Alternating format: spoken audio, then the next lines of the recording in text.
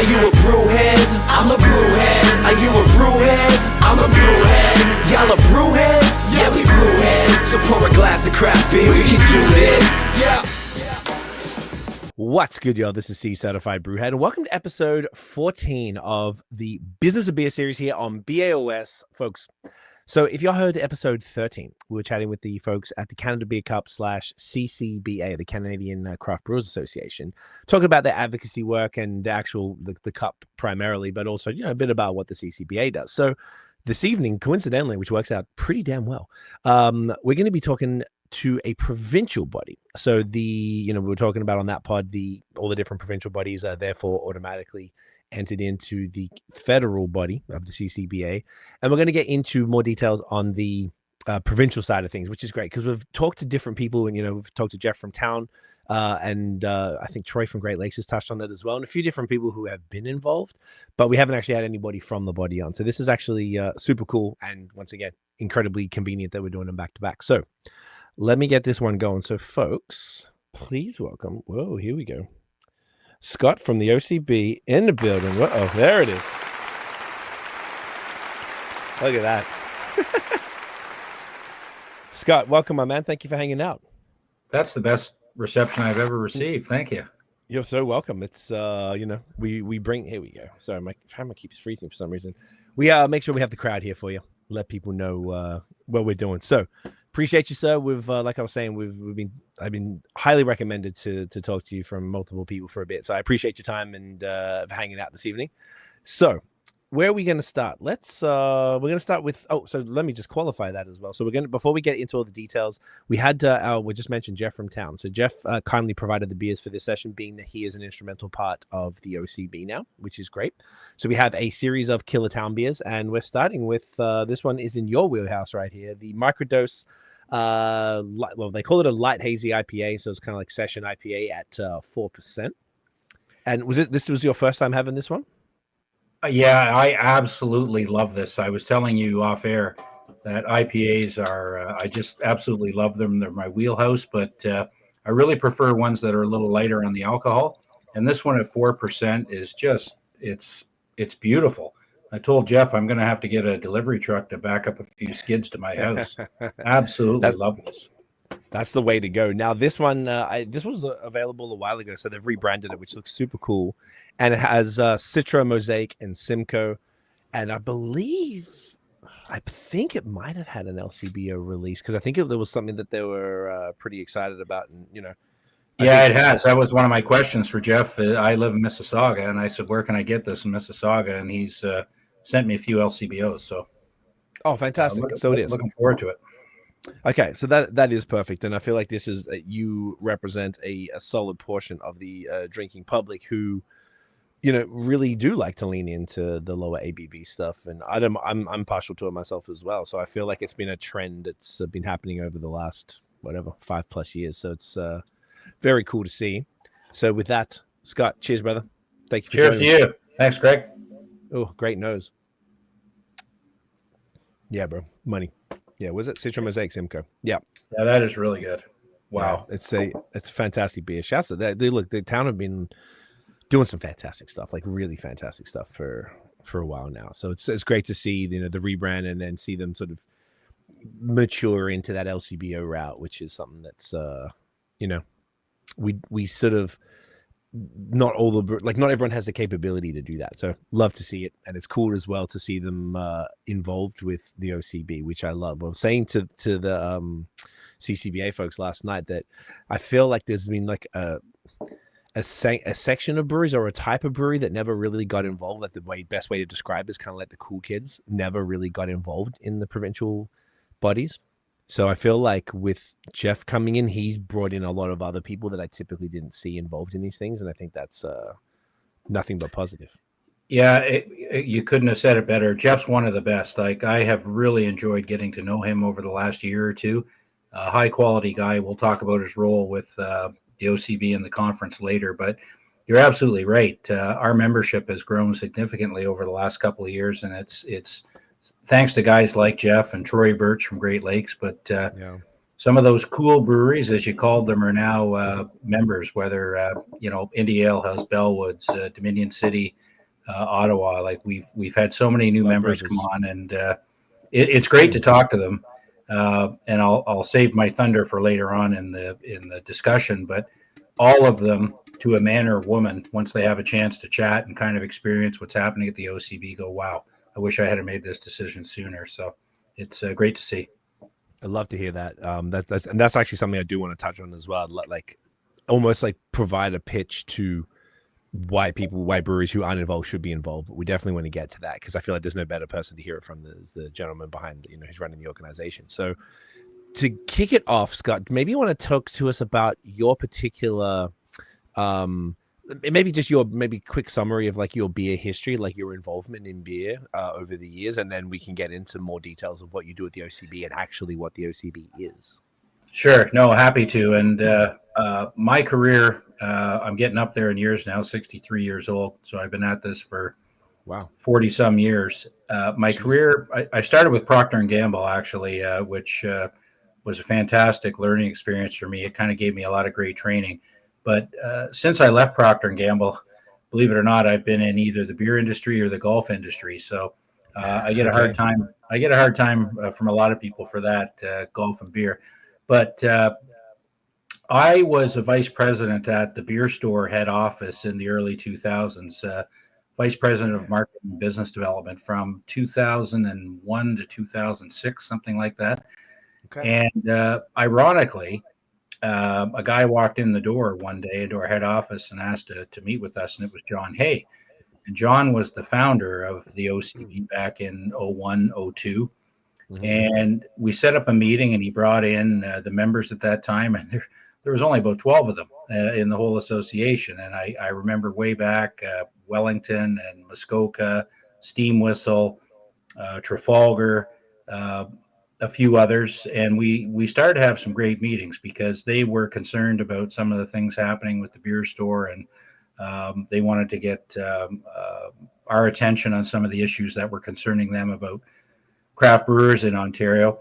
And little did I know, I left the beer store to become the CEO at Golf Canada, the governing body for golf in this country, and had a fantastic 10 years doing that. And then John, I found, was going to retire. And I was just at the stage in my career where I loved the beer industry. I loved working at the beer store and working in the industry and meeting everyone. It is such a cool industry, great people, that the timing was just right. And I thought, what the hell? And I put my hat in the ring to replace John and got the gig. And that was 8 years ago. So I've been doing this for 8 years and as head of the association. Amazing.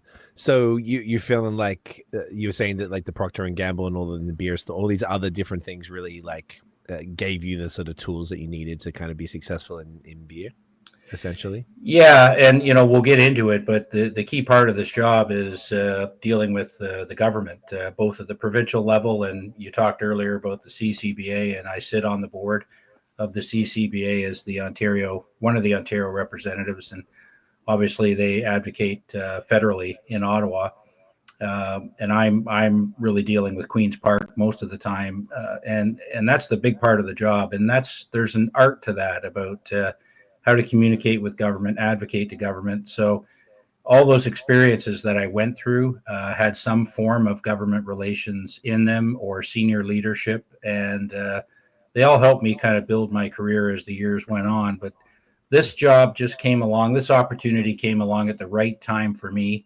at my age and experience. And I have absolutely loved every minute. I can't believe it's been 8 years.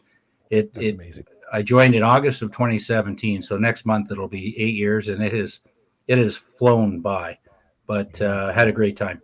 And there's still a lot to do. I feel like you're kind of just getting started even after 8 years.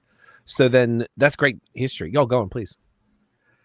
Well, I was just going to get into kind of the key functions of the OCB and why I feel so passionate about it. But it's interesting because we're a fairly small association relative to some others, but we certainly punch well above our weight. Okay.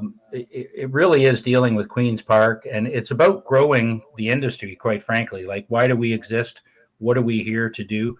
We're here to help these Ontario-owned small businesses, craft breweries, do better, become more successful. And when you're dealing with beverage alcohol, it's such a highly regulated product that literally I have to deal with every ministry in the Ontario government, from the Premier's office to the Ministry of Finance to the Ministry of the Environment to tourism, small business. I could go on and on. The Attorney General's office.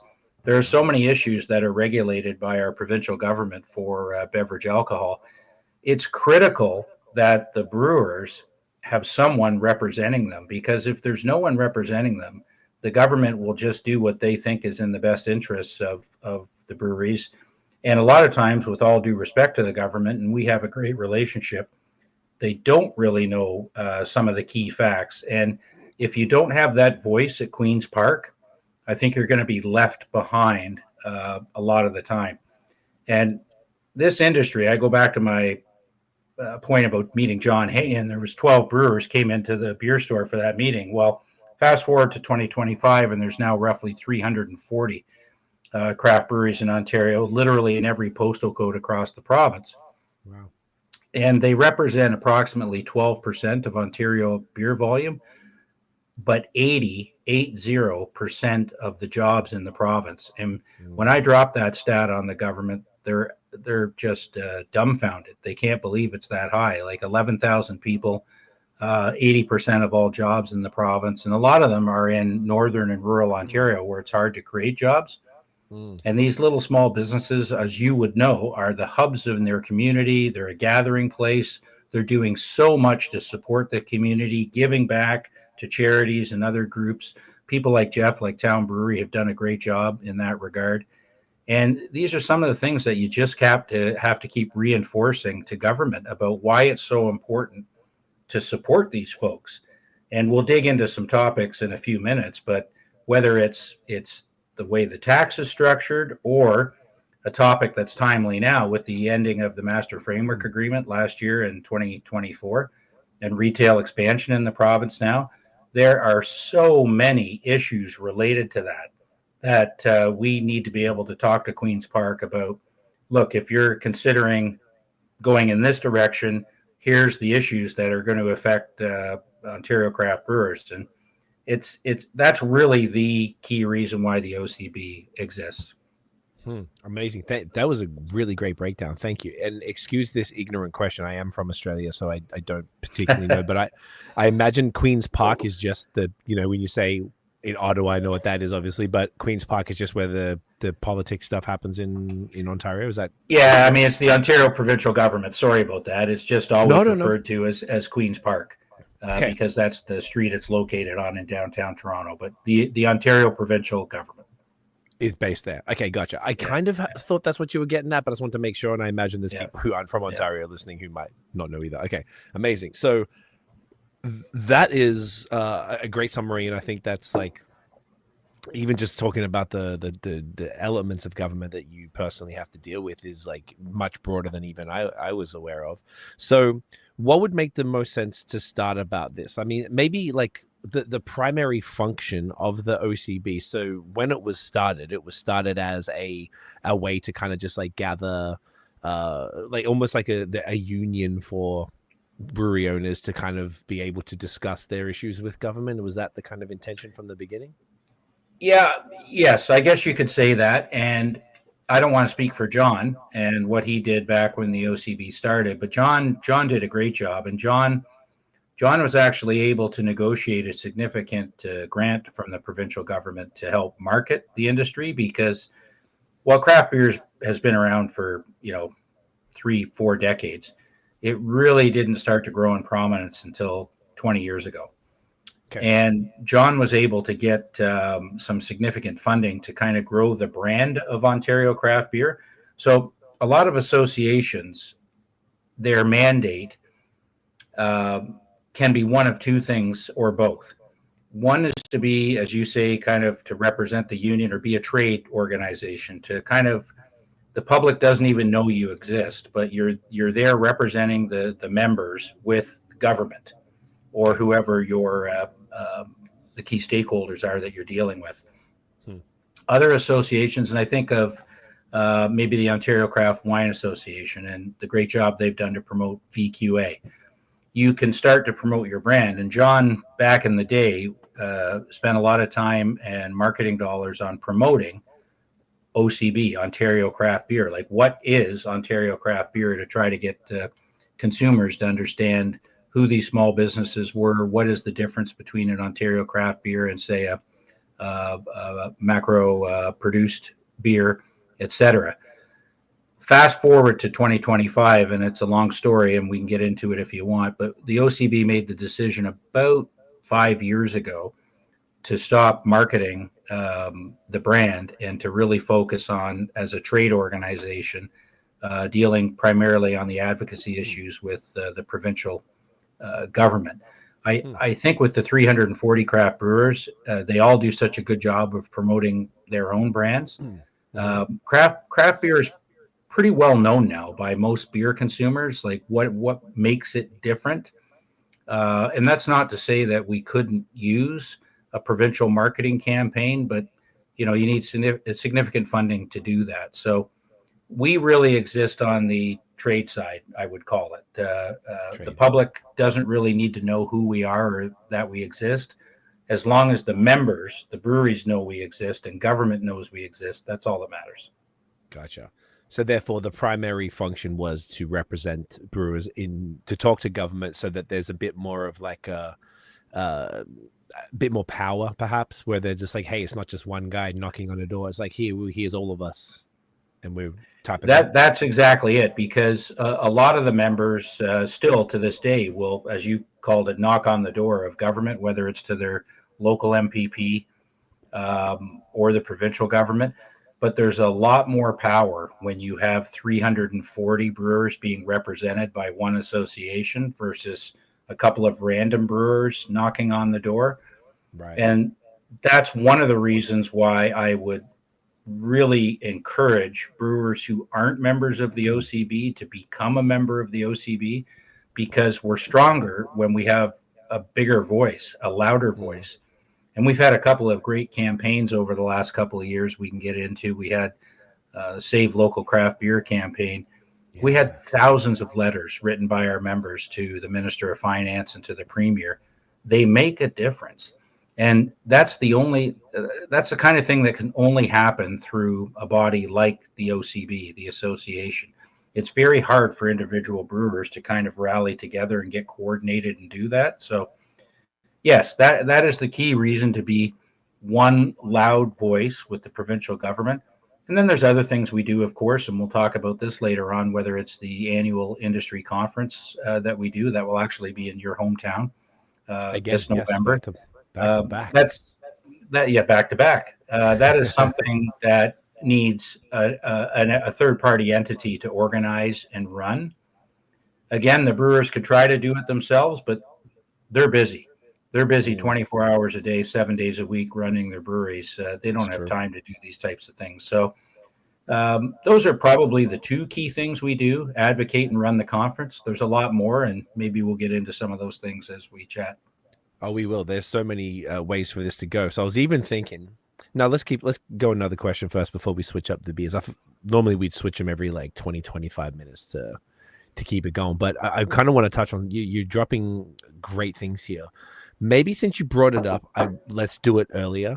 One of the things was that, as an outsider, it just sort of would. I own a social media agency, and there isn't anything like the OCB. There's no sort of trade organization to join of fellow marketers that petition things. I guess there's no real need for it.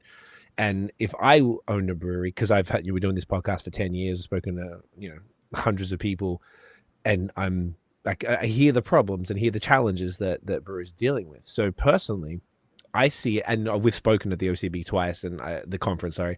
So I've seen how it all goes down, and sort of as much as an outsider could see it, So right. I see a lot of value in what you do, and then therefore the automatic entrance into the CCBA on top of that as well. So it's sort of like, you getting your opinion in there with government. Now I'm in Hamilton, I'm a homeowner, we got this business here. I'm like, I want a way to talk to the government, to tell them about things that piss me off. Like, how could I I really want to be able to do that, but I don't really see any way aside from maybe the Chamber of Commerce. So maybe if you could lay out clearly, you kind of did already, but I feel like there's probably more points to it. Just for a brewery, whether they're an Ontario brewery who isn't a member yet, or someone works out or owns a brewery in another place, whether it's another province, state, whatever, that also have a local equivalent of that.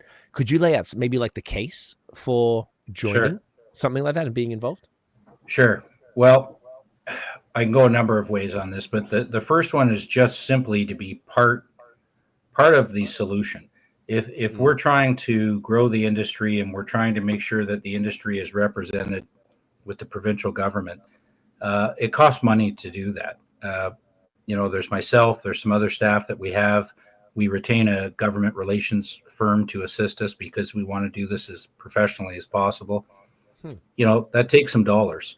And while you can sit on the sidelines and reap the benefits of wins that the OCB gets in some cases, whether it's tax reform, I don't think that's the right attitude to have, because if everybody had that attitude, there would be no OCB because there wouldn't be enough money to run it. So Right. I want to thank those brewers that have been longtime members because they see the value.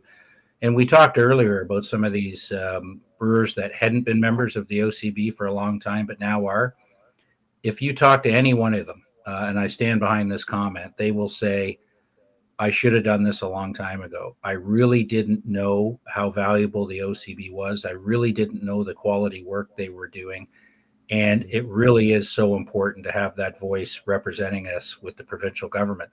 And the reason why every brewer should hop onto it is because we need them all. Like, every dollar counts, every voice counts. I talked about campaigns where thousands of letters drop on the premier's desk. If we double the size of our membership, it'll be double the number of letters, and that all helps. The thing is, when you're dealing with government, things don't happen, unfortunately, overnight. The OCB has developed. I'm really proud of the relationship I have personally with the provincial government. We have spent a lot of time working with them professionally. We'll go in with an issue or an idea or a proposal. These things generally take years to get over the finish line, like literally years. Some happen quicker than that, but it takes a long time. You need to be patient. You need to have the resources. And that is what I would say to a non-member. Join your fellow members, be part of the solution, feel good about what you're doing to contribute to help your own industry. So, we'll get things done, whether it's tax reform, and we can talk about the big win we got on May 15th and in the spring budget, and some of the other tax reform issues we're working on. But there's so many other things happening in our industry. When you think of what happened last summer when the Premier announced the end of the Master Framework Agreement, which we at the OCB had been advocating for strongly since the day I started, think of all the things, and well, your listeners might not even be aware of them. From the outside looking in, you go, okay, well, what's the end of this MFA mean? It means that the beer store no longer has this monopoly on retailing in Ontario, and that grocery stores can sell beer now, and convenience stores and big box can sell it. And that's good for me as a consumer. I have more choice, more convenience. Great. But they don't see what's happening under, maybe below the radar.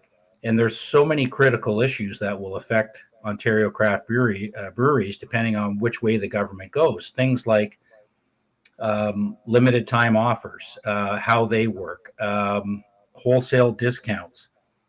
Private label is something that's come up with government lately. Like, there's so many files we're working with government on because they've got many stakeholders. The grocery stores themselves will want certain things and they will advocate to government. The convenience stores will want something and they will advocate to government. We have to be there representing this industry. So when the government says, hey, look, we're considering doing X, Y, and Z, we can go back to the board of directors and we can talk, if you're interested, about how our board is structured. And the board represents the 340 breweries. We have lengthy conversations about it. We go through the pros and cons. We come up with a position that I then go and represent, talk to government with and say, this is the OCB's position. This is how we feel about this issue. This is what we recommend the government would do. And if you don't have that, you're literally just letting, whichever decision the government makes, you're going to have to live with. And again, I'm repeating myself, but with it being such a highly regulated business, that's really putting your business in jeopardy if you don't have someone representing it. So that would be, maybe it's a little long-winded, but that's the reason why I would suggest people be a member. But there are actually tangible benefits that, and maybe I'll talk about a few of them. So everything I've said so far is kind of the soft, mushy, feel good, like why you should be a member. But if I'm a brewery and I'm putting out, X hundreds of dollars to be a member, can you tell me about payback? Well, yeah, I can actually. Whether it's having access to some proprietary programs we have with the LCBO, merchandising programs, whether it's access for no extra charge to a membership we have with the Canadian Federation of Independent Business. And maybe I'll stop on that one for a moment because it's really tangible. So you could bring on Mandy Murphy from Left Field Brewery and just ask her about the CFIB and how important it is to her, and it costs her nothing over and above her OCB membership. Mandy has saved thousands of dollars by simply leveraging the partnerships that the CFIB generates nationally, all their discount partners, because they have the power and leverage to negotiate great deals. So now if you're Jeff at Town or Mandy at Left Field, you simply log on to the CFIB website, you have a membership, and you can take advantage of, say, Chase payment systems, and the discount rate that they provide through the CFIB is so much lower than you would get if you just called Chase on your own. So there is one example of an OCB benefit where you literally get your membership dues covered right away, plus putting other thousands more dollars in your pocket. And I could give you more examples, but the people listening, the people listening may not want to take me at my word. Talk to other brewers, talk to other members of the OCB. Your board of directors is comprised of 14 brewers. They're broken down into different size categories.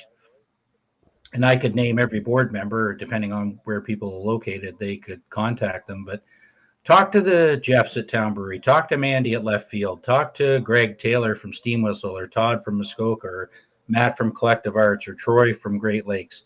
Talk to them, not me, and ask them why they see value in the OCB. And I think it'll be eye-opening for a lot of people who have maybe thought they didn't need to be part of the OCB.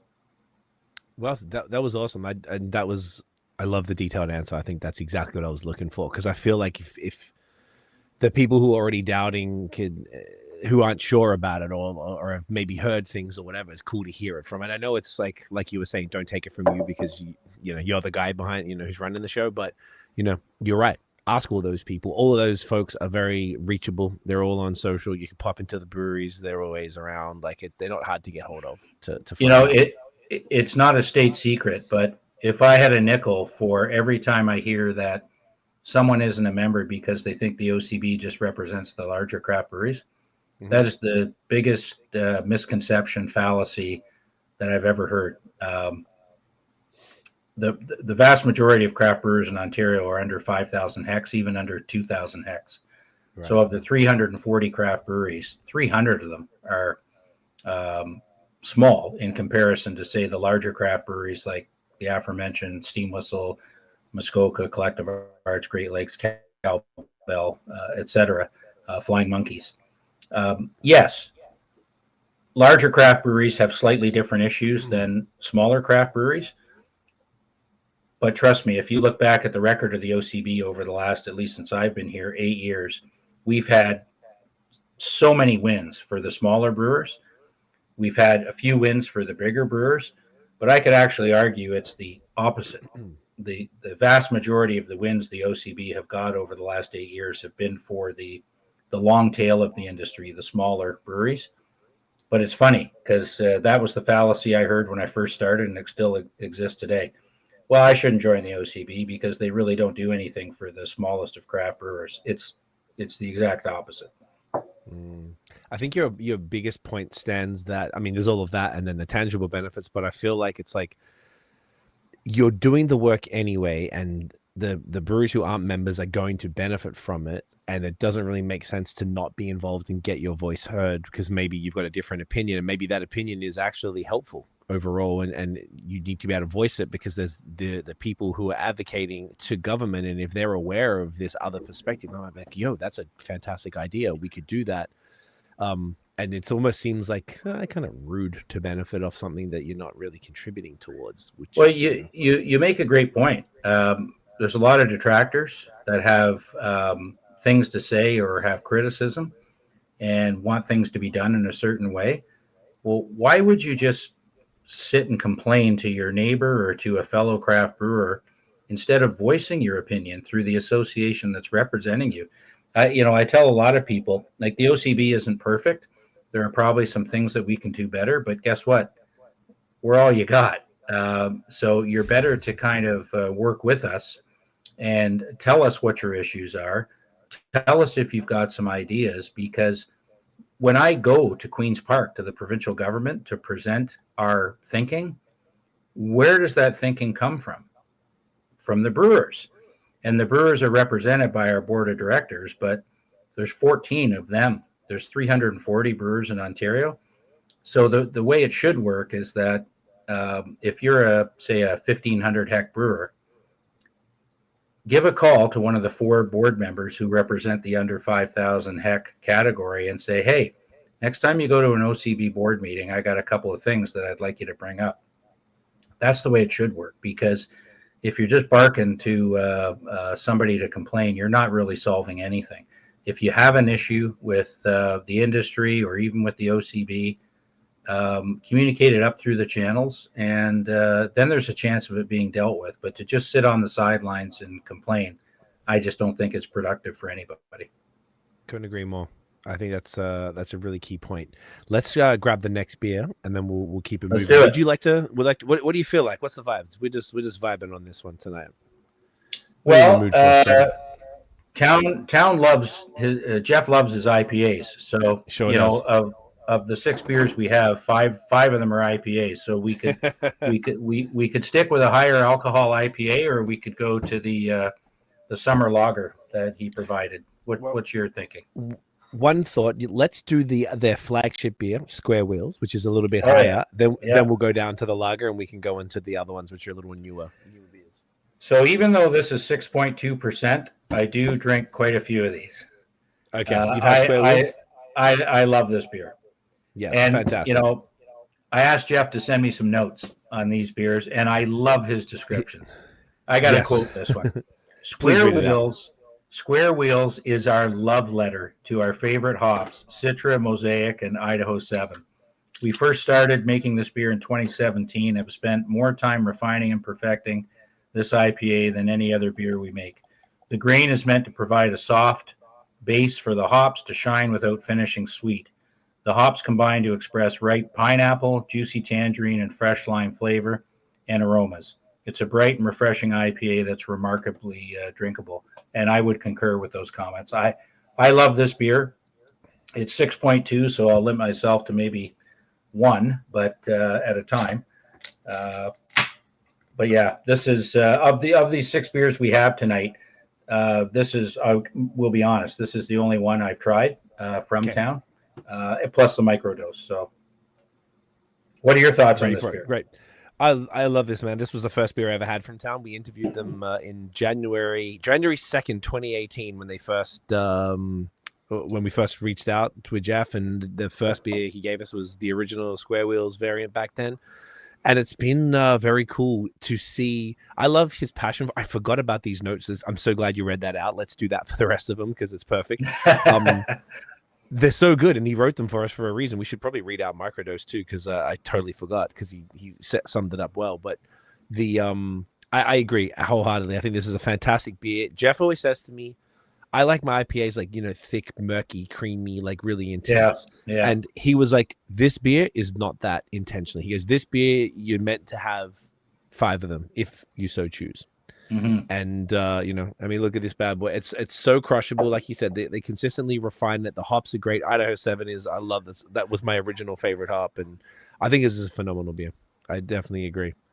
Jeffrey? And I Cheers. cheers to that. And I agree we should maybe go back and do justice to the microdose because it is my favorite of the bunch. I will admit it. Yes.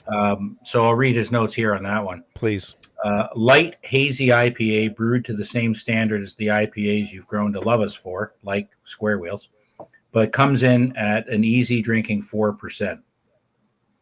It's hopped with the combo of Citra, Mosaic, and Simcoe and jumps out of the glass with aromas of tropical pineapple, bright citrus, and juicy berries. Looking for an IPA to satisfy your hoppiest urges while keeping the ABV and calories down? Your prayers have been answered. And again, this is me. This is my wheelhouse. Love that beer. So we've had two beauties so far.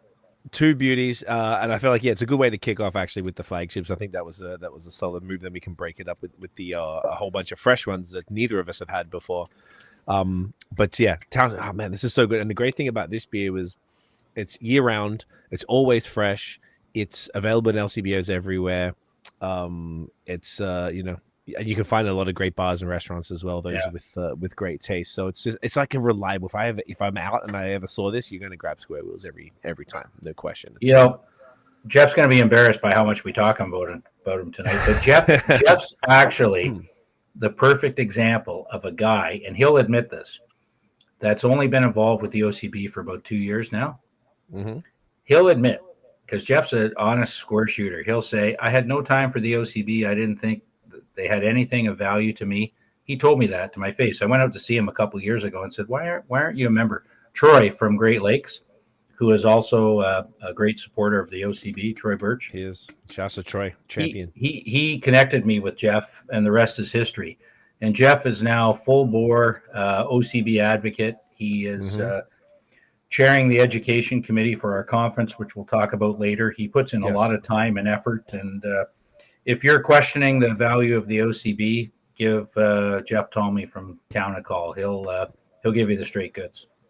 Couldn't agree more. And I love that Troy, it's like such a fun like chain, the way that it worked. You got someone like Troy from an OG brewery like Great Lakes. It's always been around, and then Troy had I've loved actually seeing the cool kid breweries, as the newer hype breweries, work with Great Lakes and lose their minds about working with Great Lakes because they're such a legendary brewery. We did a collab with them for our anniversary, and it was an absolute honor and a privilege.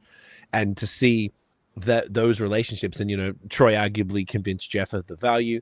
Then Jeff is now talking to the people you mentioned, Josh from Dominion, and the boys from Blood Brothers, and all these other folks that weren't a part of it before, and they're probably seeing Jeff like, oh dude, like it's what's up, and he's probably like, bro, you need to get. I love that. I just love the way that works. I gotta give Troy another shout out, because I've been doing this 8 years. There's a few people I've called and just don't get a response back from over the years. Mm-hmm. As soon as Troy calls them, I get a call back. Yes. And Josh McJanet from Dominion City, that guy is another beauty. I mean, this industry is just full of beauties. But if you were talking to the CCBA last night, to Christine and Hillary, Josh has just jumped in full bore. He now sits on the government relations committee for the CCBA. He's in Ottawa, which is perfect. He has a GR background before he got into the beer business. Okay. He is another just tremendous guy who I am so glad. He's on our board. He's on the OCB board now. We got 2 Ottawa guys, actually 3 Ottawa now. We've got Chris from Whitewater, Chris Thompson, and Dana Guy from Tooth and Nail. She just got elected onto the board. So we've got 3 great Ottawa representatives. But if it wasn't for Troy introducing to me these people, whether a Joey Seaman at Bellwoods or Jason at Indy Ale House, I think I'm good at sales, but I'm not that good. And if I didn't have Troy backing me up, I don't think these folks would have joined. But once they join, they go, man, this was the right decision. So it's really a fun industry that way. It's really cool. It really is. It's a beautiful thing, man. It's cool to see, and it's nice to hear it sort of from you. We just met tonight, so it's nice to hear these stories about these people. That everything you're saying is the exact impression that I got from my experiences with a lot of these people, but like Jeff has become like a really good friend since we first met. So I've talked to him a lot, and I know a lot of these people pretty well. We've had them all on the pod multiple times. So you talk to them for hours and hours on end, right? And you start to get to know these dudes, and it's you're right. It's an industry full of beauties and just people who really care and that like can get things done and get things across the line. They're already running spectacular businesses, so of course when they get involved with what you're doing, they're also going to contribute, full, heart in, and just like go hard and make sure they get results. I love it. It's a beautiful thing, man.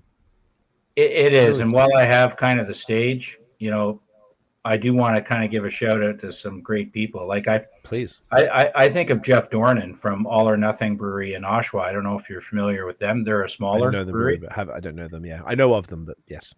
But Jeff has been the chair of the board of the OCB for the entire time I've been here, 8 years. Okay.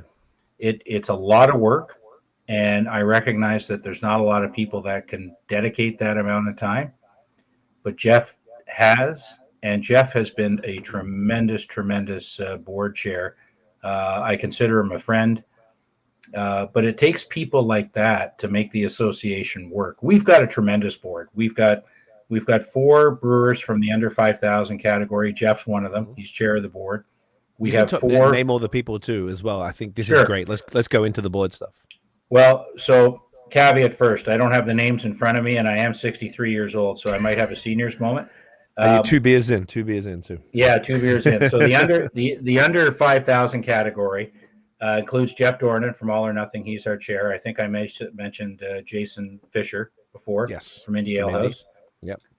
We did have Josh Graham from Silversmith Brewery, but his term ended, and Dana Guy, I think I mentioned from Tooth and Nail, she just got a board seat. And Brad Clifford from your hometown. Nice. Yes, I know. Brad's on the board. So those are the 4 under 5,000 hectoliter members. Then you get into the 5,001 to 15,000 category. Okay. Let's see how good my memory is here. Matt Giffen from Bench Brewery, just down the road from you in Beamsville. Yes, indeed. Yes. Mandy, I talked about Mandy Murphy earlier from Left Field. Mandy and Mark Murphy, oh man, you talk about good people. Wow, and they've got a beautiful new brewery down in Liberty Village. Yes, for those who haven't visited it, you got to go. I tried, and it was on a sports day again, and there was like a line out the door. So I was like, I'll come back another time. It's great. Popular. Love to see it. The atmosphere there is such a cool vibe. They got unbelievably good food. I can't say enough about that place. Okay. And then the other 2 members in the 5 to 15 are the 2 guys I already mentioned from Ottawa. Chris Thompson from Whitewater. What a cool dude he is. He's got a great story. And then Josh McJanet, another cool guy from Dominion City. So we're up to 8 now. 4 and 4. Yep. 4 and 4. We had 3 in the 15,000 to 40,000 category, but we now have 4. Okay.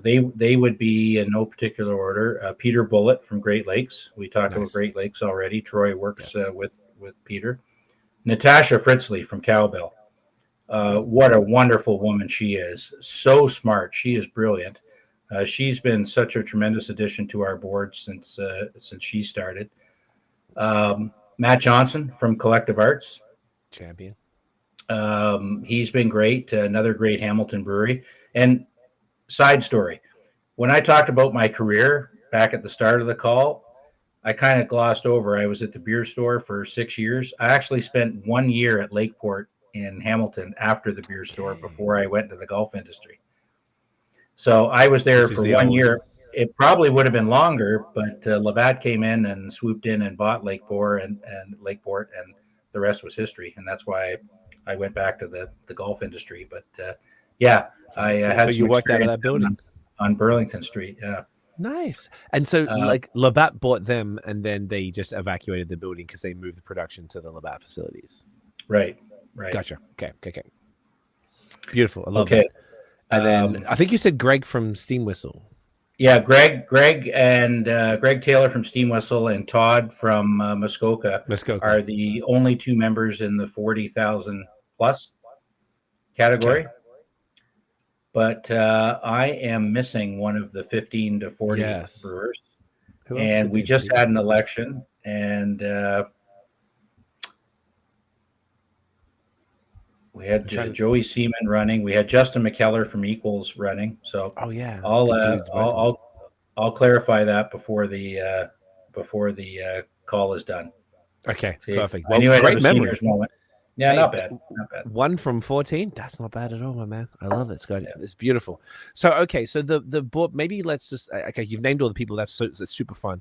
So maybe you want to talk about how that works. So, how does that sort of structure of I guess like the chain, like is there like a meeting and then everyone puts their stuff forward, then it gets put to the board discusses what they want to do, like what's that sort of process look like?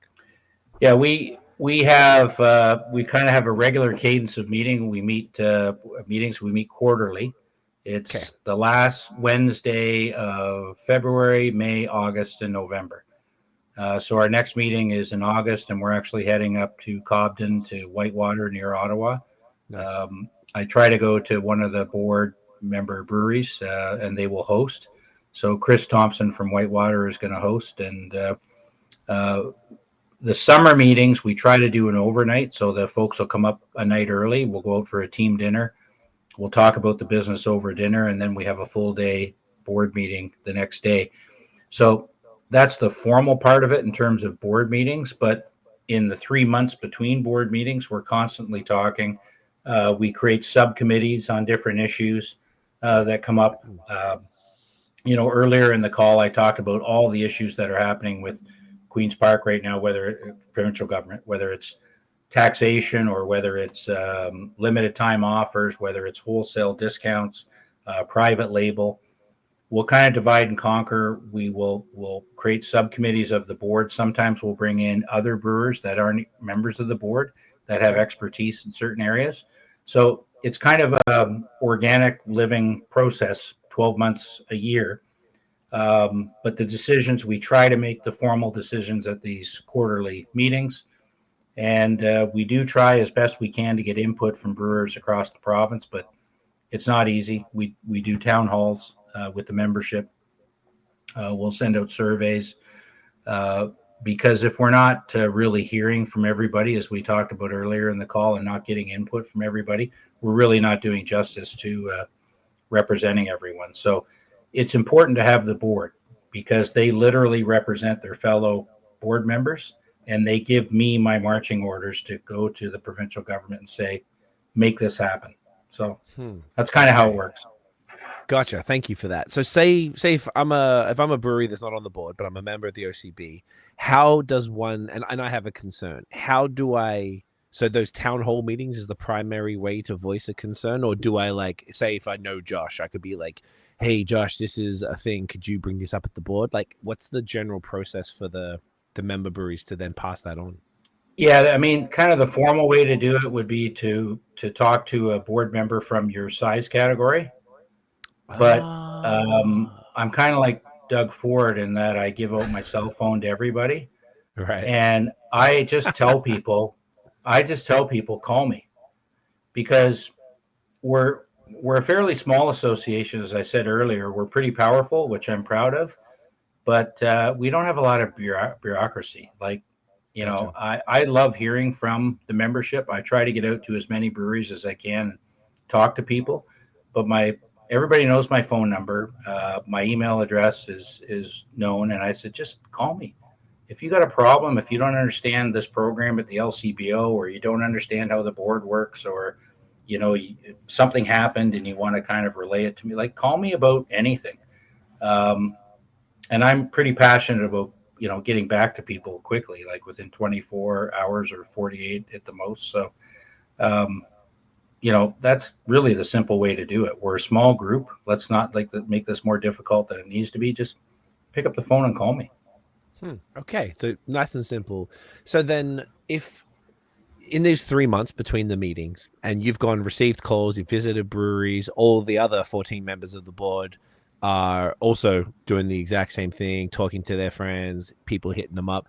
Do you guys kind of like collate all of the individually, just collate all of the things that people are bringing up, and then on that full day board meeting, you're like, all right, everyone just go through all the things. What do you think? Is this like, you know what I mean? Does that make sense?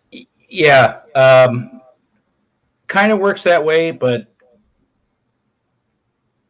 I guess I'd rather frame it that there are so many bigger issues that are facing the industry that we need to be focused. I talked earlier about how long the process is with dealing with government sometimes to get things done. So you need to be really careful about what you go to the provincial government and ask for. Because if you go and ask for 20 things, you're probably not going to have a lot of success. Or you might get number 18, which really at the end of the day isn't going to be that meaningful for the industry. They're all important issues. Like there's probably about 50 issues right now facing our industry that we could literally go to Queen's Park and talk about. Right. But what we do at the board of directors is we try to sift through everything and come up with the ones that are materially important, like which are the ones that are really going to move the needle for the industry. And the biggest one for the last couple of years has been tax. So the tax structure, the way it works in Ontario, is extremely complicated, and I'm happy to give you the full details if you are interested or have time for it. We have time. But it is really the thing, I would say, holding back the industry from further growth. I mean, think about it. If you own your own small business, I think you said that earlier, your social media company. If you're not making any money, you're not going to be able to invest or grow your business, or possibly even keep your business. You might have to close the doors and go do something else. So if these craft brewers can't be profitable, it's no use talking about the other 49 things on our advocacy list. So tax is the number one issue we've had to tackle, and it's complicated. And I'll try to do my best to simplify it. So the OCB created back in John Hayes' day, they were able to advocate for what's called the microbrewery tax rate. So there is a basic tax rate for beverage alcohol in Ontario. And let me back up for a moment. Let's say with your company, your social media company, you pay tax at the end of the day on your profits if you have them. The ironic thing about the beverage alcohol industry is that they're paying taxes on the volume they produce before they even sell it, which is, it's hard because you might not even be making any money, but you're paying taxes on every hectoliter you produce. So those taxes are pretty damn high. Right. So we have been advocating for them to be much lower at the front end, because when you try to think about it this simply, think about economies of scale. Think about the size of a Clifford Brewery in Hamilton versus a Molson or Labatt that are a foreign-owned monolithic company producing millions upon millions of hectoliters, and the economies of scale they had versus good old Brad at his small brewery in Hamilton. The government needs to understand that the taxation needs to work that way, that you can't charge Brad the same amount that you would charge Molson. So taxes need to be much smaller at the front end for the industry.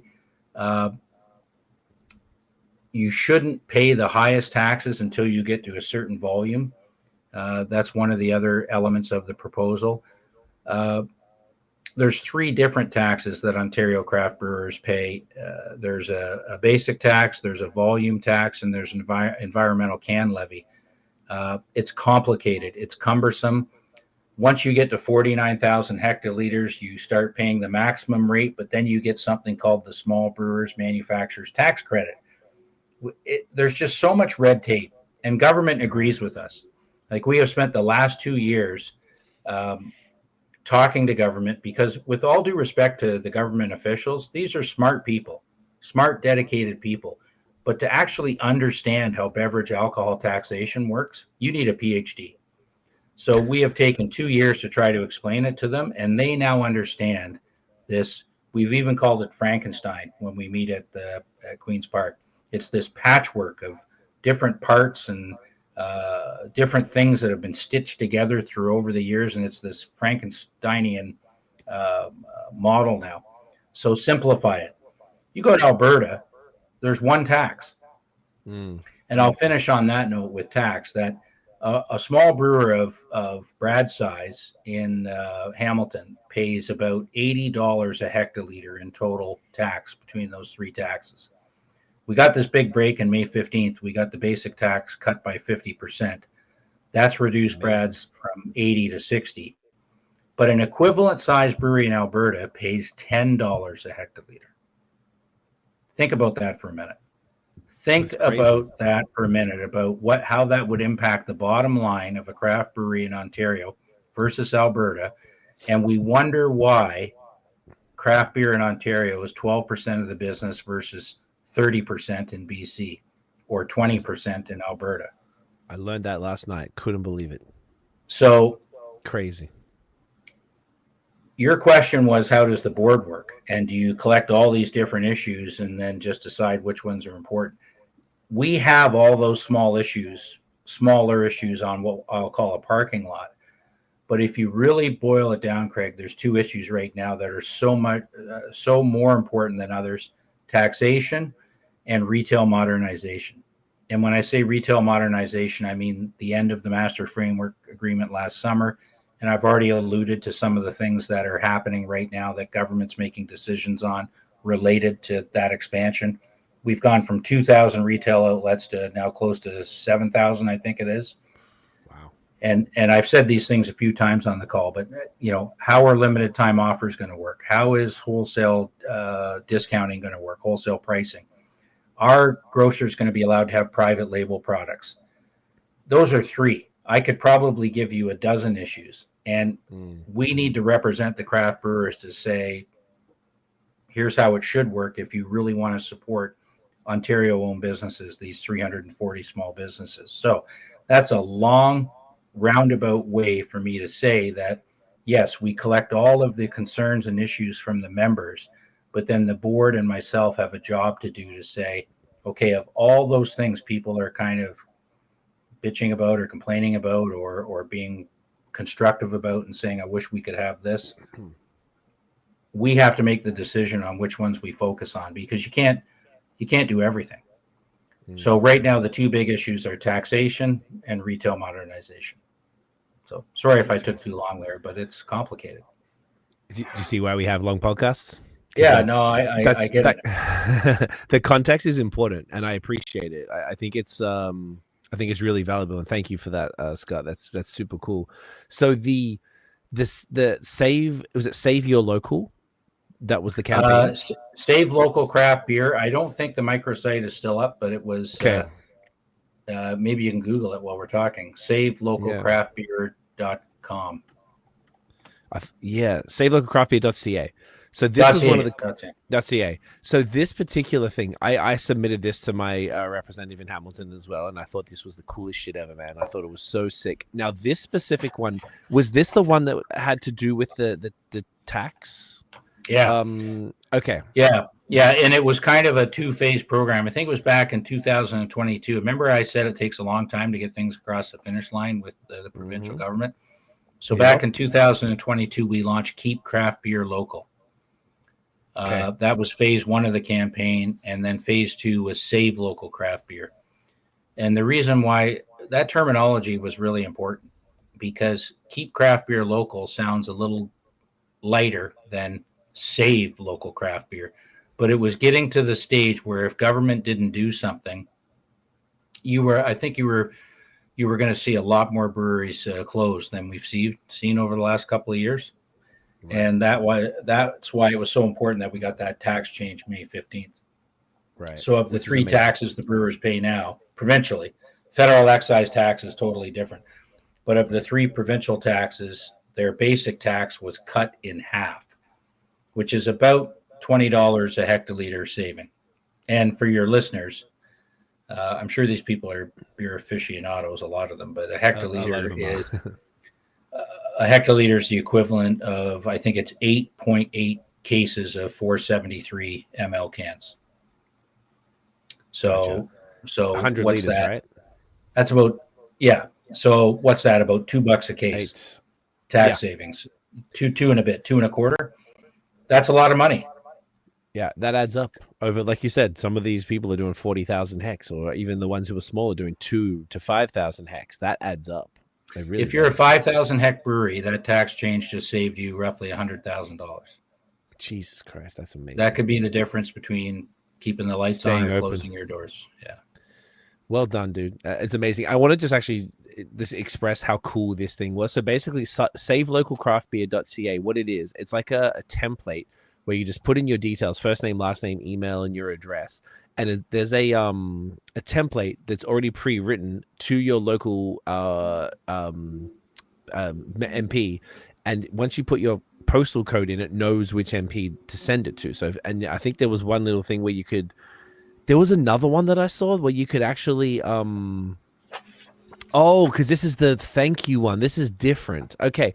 There was the one that I filled in, Scott, and it allowed me to even choose my like favorite, like a drop down. Once I put my postal code in, it came up with all the local beers and breweries in Hamilton, and I could be like, whatever, Fairweather, Collective, Well, yeah, etc. and it did all the work for you. So there would be a drop Yeah. down list. Tell me where you lived, and it would do the template letter of your local MPP.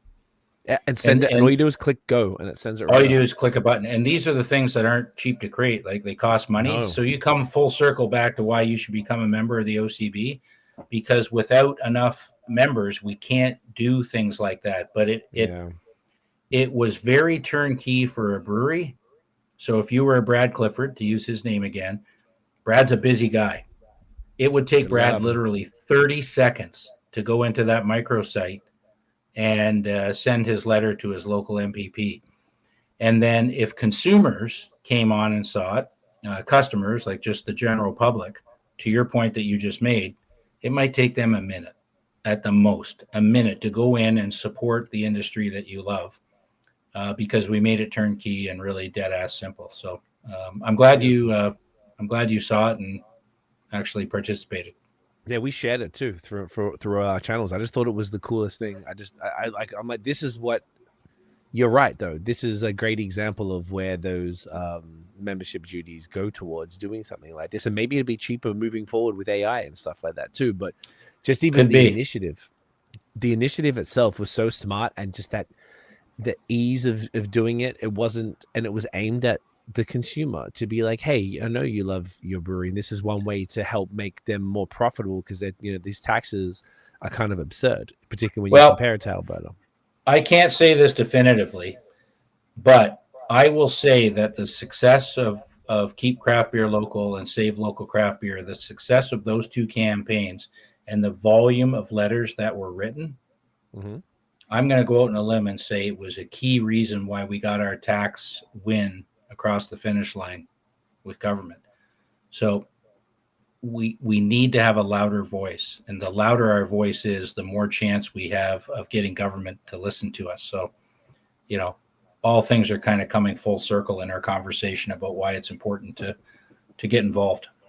We're going to probably keep coming back to that, I believe, over the evening. I think everything's going to lead back to that, which is great. So, Scotty, how do you feel about the next one? Get into that lager? Let's do it. Let's do it. Let's see if I can Ready find for that it. one. Let's see. That would be the It's called Holy Jumpin'. holy jumping. There we go. There we she are. Found is. it. Yeah. So here's. Let me do my best to read Jeff's notes I was here. going to say, this is actually kind of perfect having you read this out. I love it. It's so good. So let's go. Holy Jumpin' Summer Lager. This beer is the brainchild of our very own Mike Davidson and Ryan from Hey. All My Friends Beer. Oh, The it's a idea collab. was to, there you go. Hell, shouts to Ryan. Okay. The idea was to create the most refreshing beer possible to be best enjoyed outside basking in the hot days and nights of an Ontario summer. Holy Jumpin' is a delicious and refreshing summer lager brewed to be light and crisp with a generous amount of grapefruit, lime, and orange. It has a unique balance, accentuating the flavors of the fruits more so than their acidity or sweetness. So this is really an easy drinking beer. And here's another thing that I've heard so many times, and I bet you have too. So a lot of people who aren't really knowledgeable about craft beer will go, I don't drink it because it's too hoppy or too high alcohol. Mm-hmm. And I've almost got my speech down pat now when I talk to people, whether it's my family members. I say, look, all craft beer means is that it's brewed in smaller batches, finely crafted with local high quality ingredients by a small brewery. That's all it means. Yep. Craft beer doesn't mean high alcohol, high IBU beers. Yes, they make those, but a craft brewery literally makes every beer on the spectrum. Yes. I have a lot of people who still like to kind of chug their Coors Lights on a hot summer afternoon or on the golf course. And I go, well, why don't you drink craft beer? And they go, well, I want something light and refreshing. And I go, craft breweries make light, refreshing beer, low alcohol. And they go, they do? And here's a perfect example. This beer is 4%. It's an easy drinking beer. But that is probably, I think, the biggest misconception about our industry that we collectively have to fix. That craft beer doesn't necessarily mean strong, hoppy, high IBU, bitter beers. Those are great beers. I love them. But there's also, this beer too at the other end of the spectrum. And I think we got to do a job about communicating that. I think that's exactly it. Cheers, Scott. Champion. This is great. Okay, well, that's got a nice aroma to it. Okay, so this actually has, I'm pretty sure, like grapefruit, lime, and orange actually added into it. It must, yeah. So they were telling me, because funnily enough, this specific design, so we did a collab, and if you can you can't really see it here on the camera. We got this little one. This is our collab with Town. We got a little alligator on there. Oh, yeah. One of the this was one of the options for our can. So actually, it's pretty funny to see this on another can. I love it. Now, one of the things that Jeff and Mike were talking to us about when we were doing the collab was they have this these fruit powders that are kind of like concentrated fruits that's been like kind of dehydrated and crushed into a powder. And we were considering trying that for our beer, but we didn't really. We used some more fun hops instead. So I think that's what they've done here. Like these flavors aren't derived by hops. This is like these fun fruit powders, I think. I can confirm with Jeff. It's really good. This is really nice. You can really taste the grapefruit in there. That's what I picked up right away. Yeah, the nose is straight grapefruit. You're right. And what is it? Grapefruit, lime, and orange. Like, it's definitely got that fantastic. And it's 4.5%. So super low ABV. I said 4 earlier, but it's 4.5. Yeah, whatever, 4-ish. And it's you tasting it. The nose is way stronger than the as far as the fruits are stronger on the nose than they are on the body. Yeah, which is great. It's so refreshing, as you said. That's why it's a summer lager. I think this. But if you're out on the golf course and you're going to pound, 4, 5, 6 of these over 18 holes, what a great beer, and it isn't. It shouldn't just be limited to those kind of famous offerings that have been around for decades from the macro foreign-owned brewers. Like we've got to get consumers to know that there are the same options that exist from your local Ontario craft brewery. Couldn't agree more.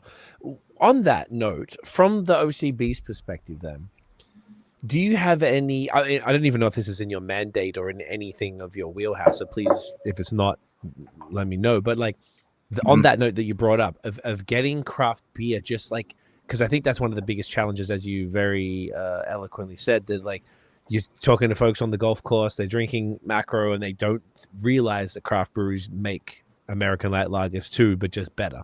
Yeah. Is that ever a part of what you do as far as how do we spread that message to people, or is that kind of outside of the scope?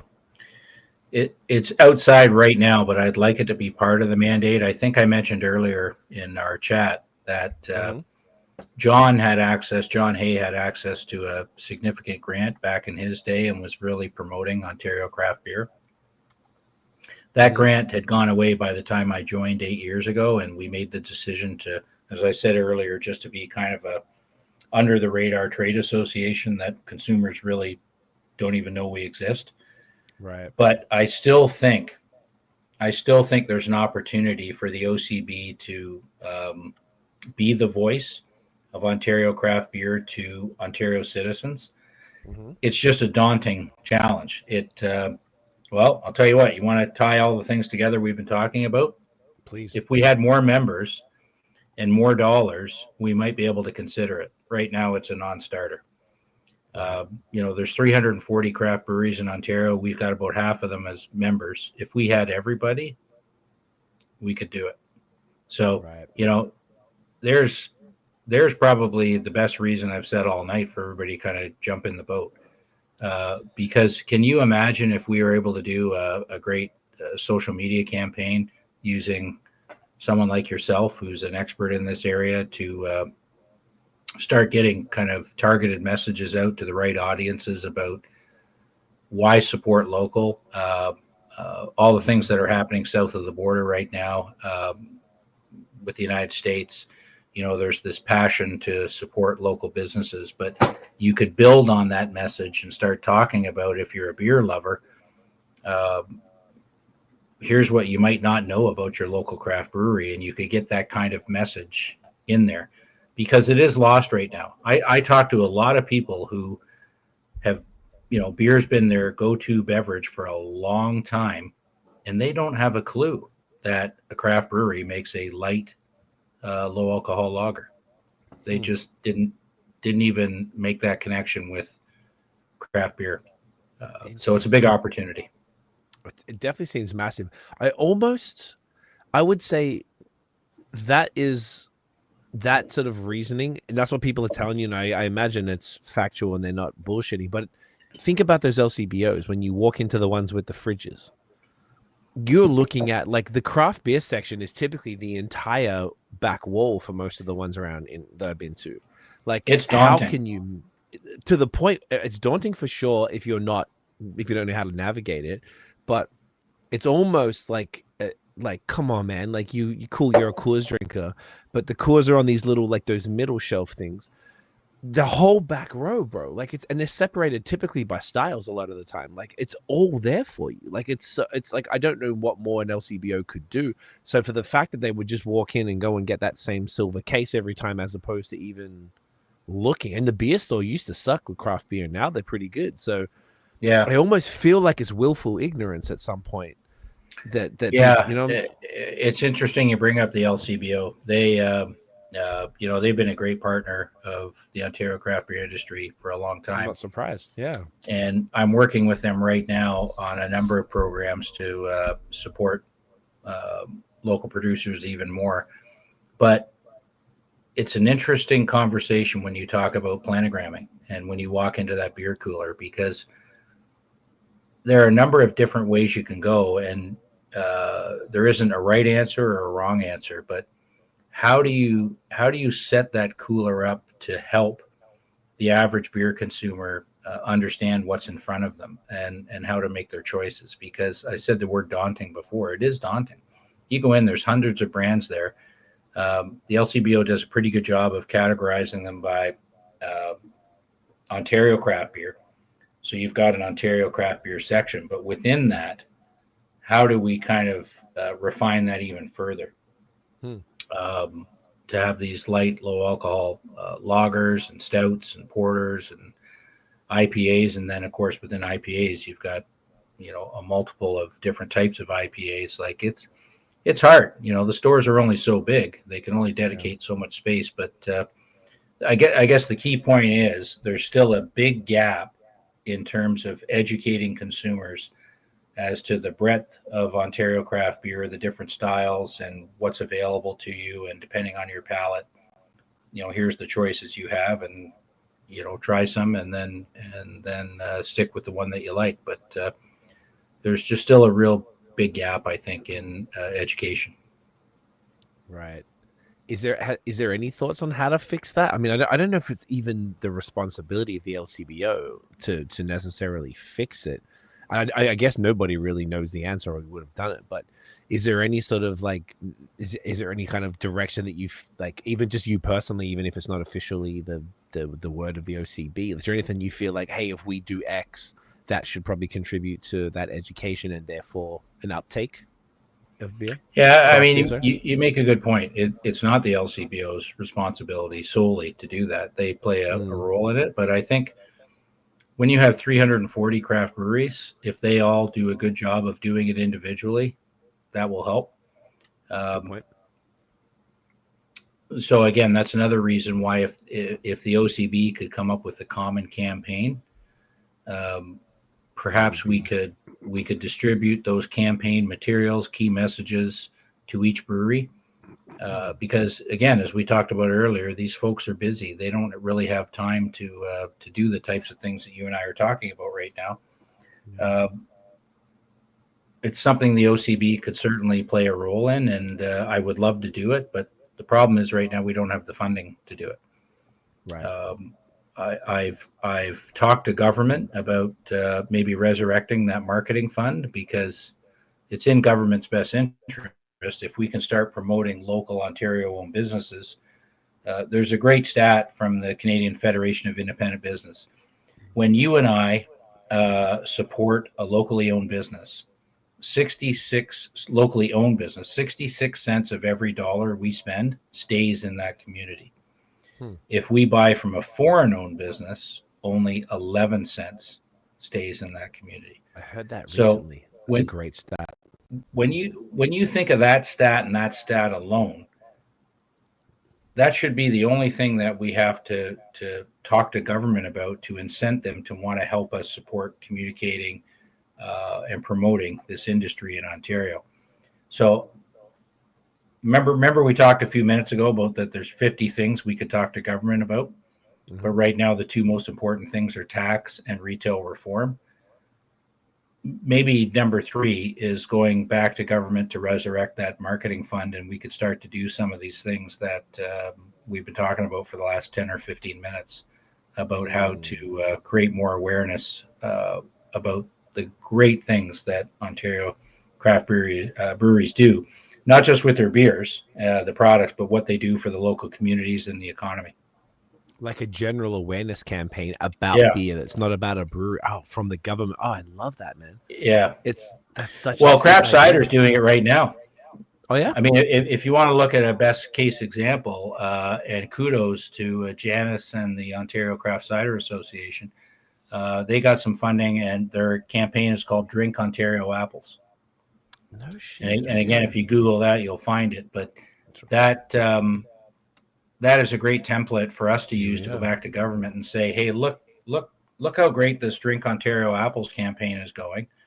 And we could come up with another kind of neat campaign slogan for Ontario craft beer and do the same thing. Oh, this is cool, man. So it's drink on like drinkonapples.com. Yeah.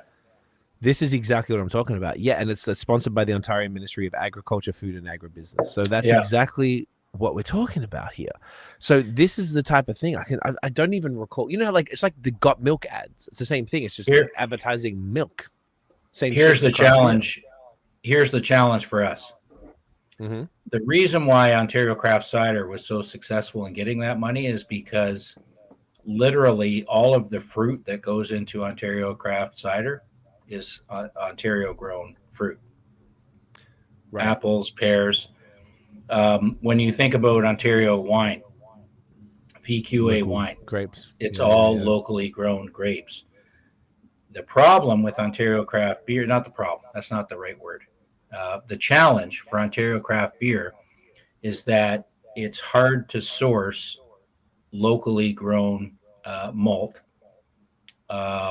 Not so much hops. I have great relationships, and I actually sit on a committee with the Ministry of Agriculture and the Ontario Hop Growers Association because we're trying to find a way to get more awareness of Ontario grown hops out to the Ontario craft brewers. There is a lot of great Ontario craft beers made with Ontario malt and Ontario hops. Yes. But we don't have it at the same scale that cider and wine do. So I don't want to speak for the government, but I'm gonna say that the reason why they have supported the Ontario craft wine industry and the Ontario craft cider industry with marketing funds is because those products are 100% vertically integrated, made with Ontario ingredients. Right. Craft beer, we still have a long way to go to create mass products produced vertically integrated with all Ontario ingredients, if that makes sense to you. It absolutely does. And I know there's been like a couple of different initiatives, such as Glorious and Free from Dominion City. Are you Yes. familiar with that? Yep. Yes. And there's my friend Josh again.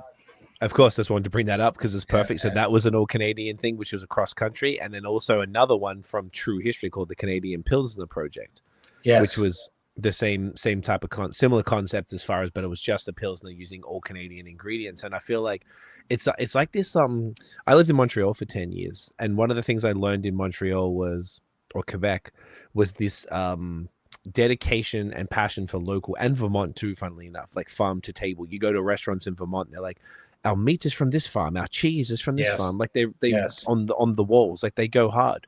So you go to any gas station in Quebec and they got cheese curds at the counter. They're so passionate about things that are made in Quebec. Even in Australia, they always have these little green and gold little stickers with a kangaroo on it saying made in Australia. And it was always kind of this pride. And I found that didn't exist here as much. And one of the upsides of this tariff stuff is that sort of people are realizing, hey, let's not buy the foreign owned stuff, let's buy local. And because of Quebec, we've been really ingrained in that thing. As soon as we moved to Hamilton, we found a butcher and a fish place, and we go to the small local supermarkets and all the local cafes and all that stuff to keep all of our money in the community, because that's important. And obviously the breweries too, wineries, all that stuff. And I feel like one of the upsides of all of this, and that's why this is such a perfect time, is that Canadians, for once, I think typically people hadn't really thought about it, but now across the country they are.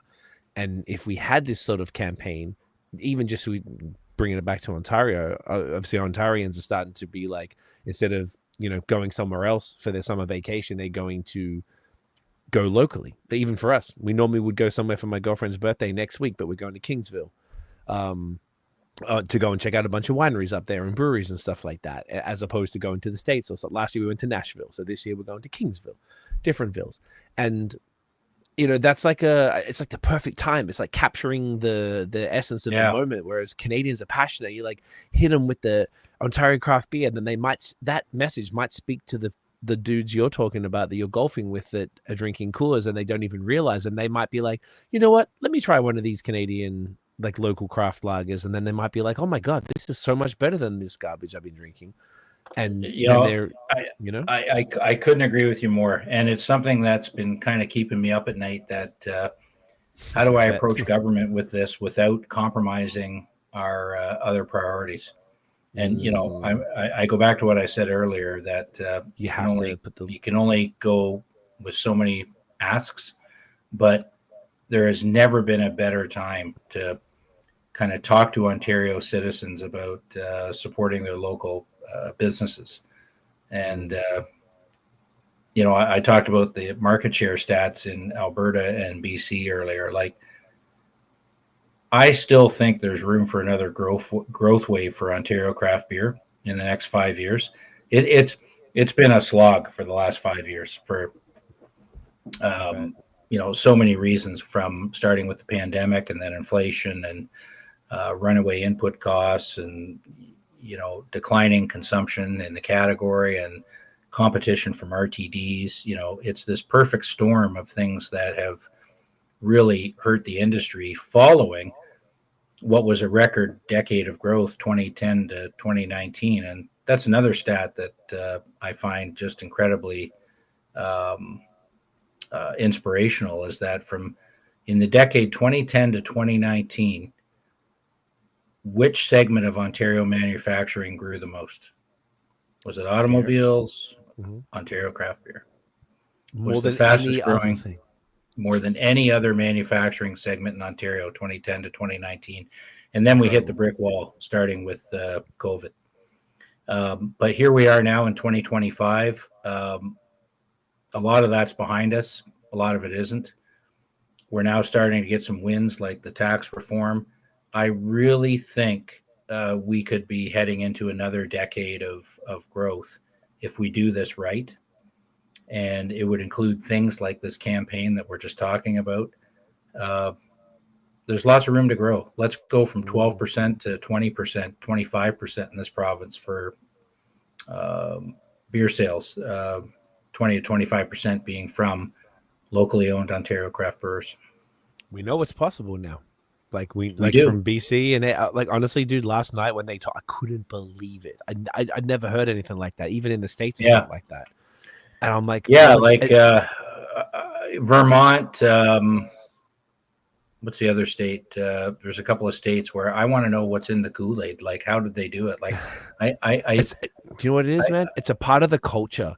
I don't know how much time you spent because we lived right above Vermont, so we were there a lot. And yeah, there's a tangible thing that craft beer is a part of culture in America. Yeah. I dare you to go somewhere and not find good beer.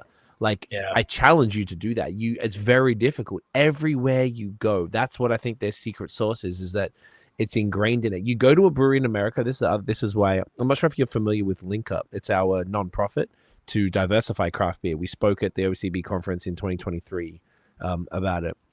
Jeff hooked that up, as you know. yeah. No, I remember that. That was a great presentation. Yeah. And what I noticed in the States, every ethnicity, gender, age, all of that is represented in a tap room. If you go for my girlfriend's Jamaican, so she's used to being the only black woman in a tap room. Right. Now we go to the States, and then you go to Atlanta, go to Florida, you go to New York or Pennsylvania, anywhere. Like there's so many different people in those tap rooms, and it feels like this is maybe a little qualitative, a report, but it feels like it's just like it's a part of it. And Vermont specifically, like it's so ingrained. I went to just like this killer Chinese restaurant. They had heady topper cans, like it's nothing. Like heady and Foco. I couldn't believe it. You're just going to eating Chinese food, and you've got some of the best beer to ever be made. That's what is beautiful to me about a lot of the places in the States. I'm like, okay, in Quebec, it was a lot further behind. I went to some high-end restaurants, and they just had, how do I say it?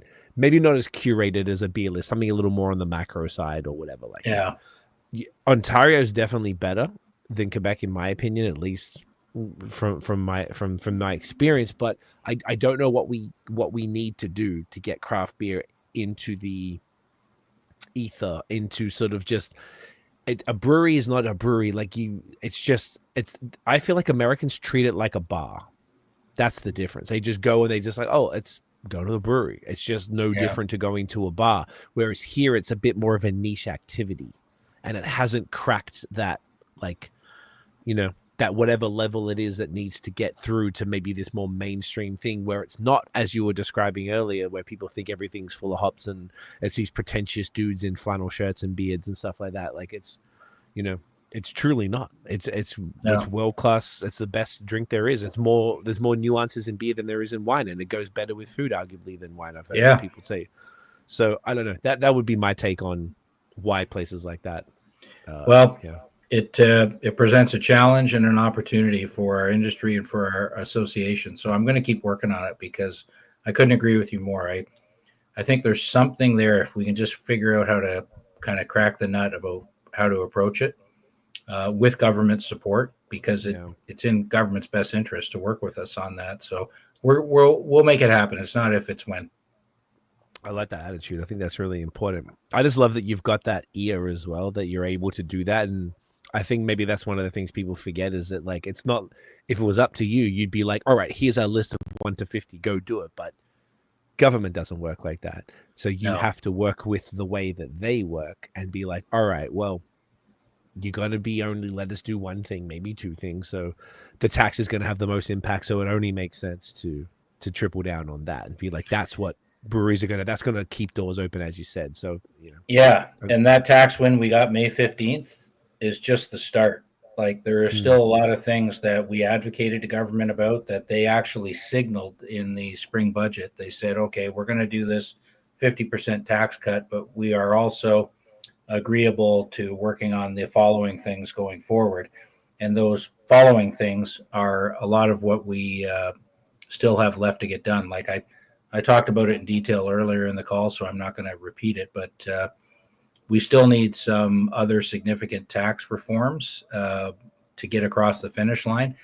And despite there being 50 things, that's still the most important thing that we could do on behalf of the 340 Ontario craft brewers.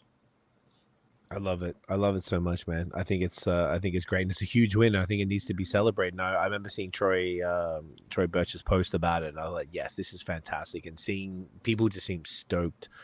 And it's got to just, like you said, you gave the example of a brewery with 5,000 hex saves 100K a year. I mean, like that's got to be like a sigh of relief right there. That is. Oh, it is. But you talk to Troy and you talk to Peter at Great Lakes. He's not putting that money in his pocket. You know what he's going to do with that money? He's going to expand the brewery. He's going to hire more people. He's going to buy more trucks. And this is what the government wants to hear, because it's being reinvested in the economy. It's going to be injected into the economy. It's going to create more jobs. It's just a win-win for everybody. So yeah, people are thrilled with that. I mean, if you're doing 25,000 hex, that's $500,000.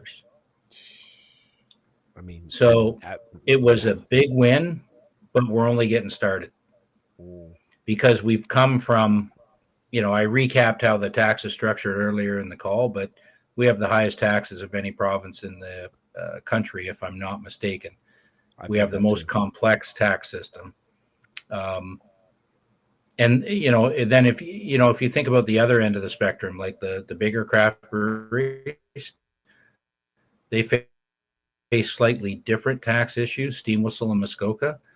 We got to fix their issues too. They're paying far too high tax at their volumes. Their volumes are high for craft beer, but they're still insignificant compared to the large foreign-owned macro breweries.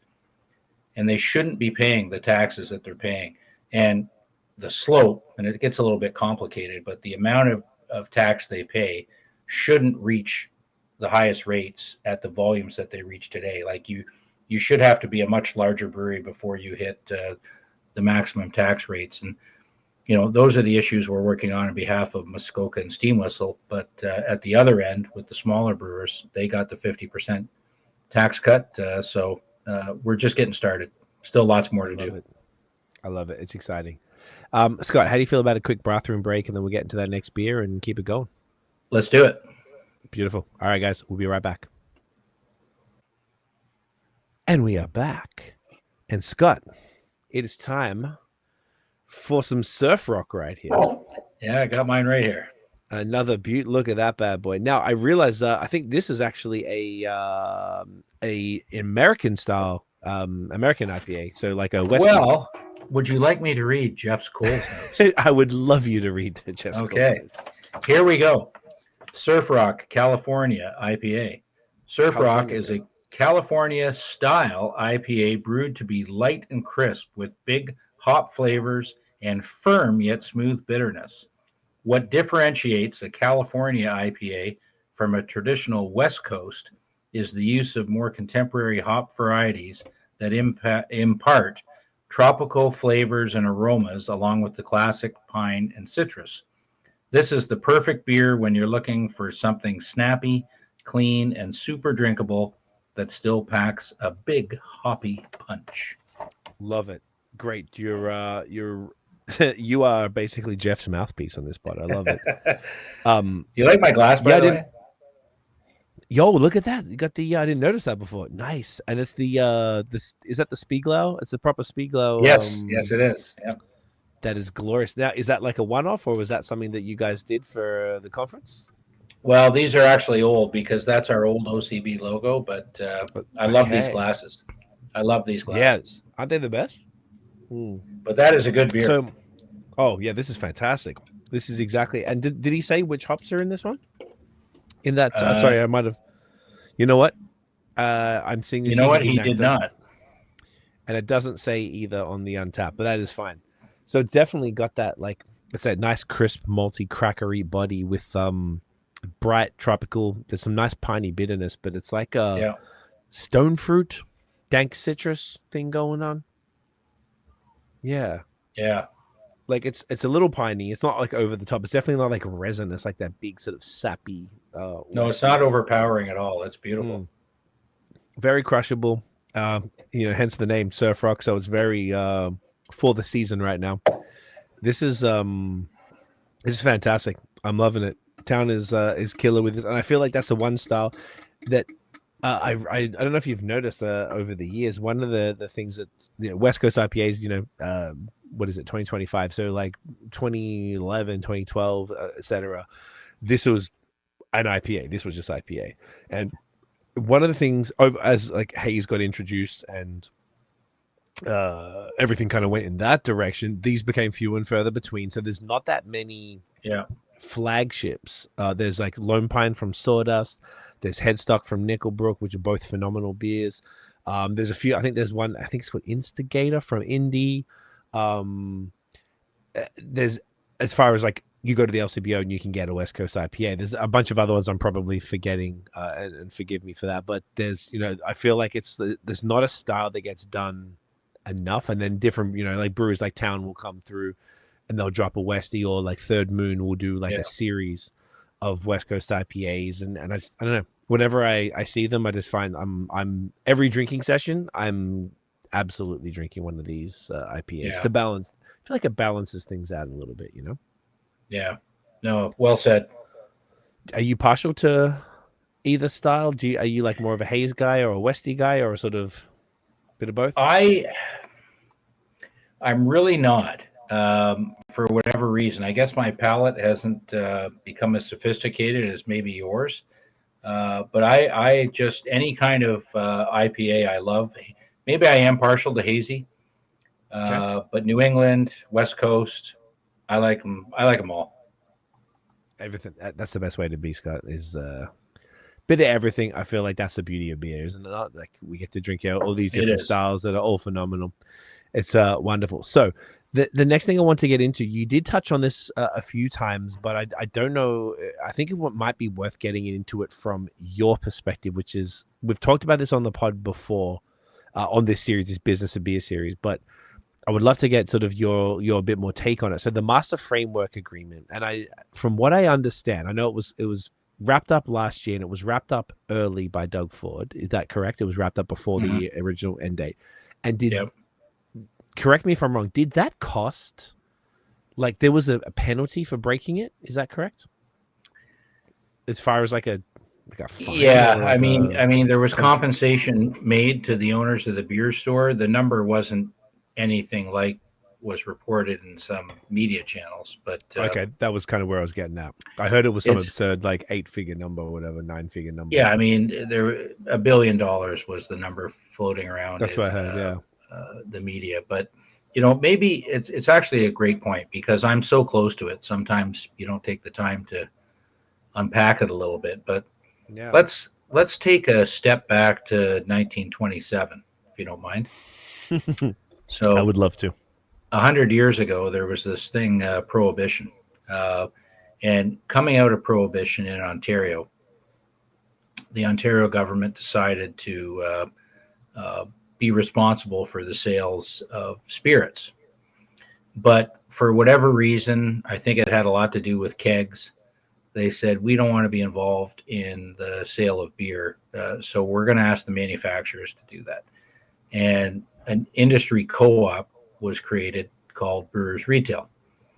And at that time, and I don't have the numbers in front of me, you got to talk to someone a lot smarter than me about history of beer, like Jordan St. John. Back in 1927, I don't know how many brewers there were, but it was a bunch of like small regional brewers. And they formed the Brewers Retail, and it was a true industry co-op and worked like an industry co-op should.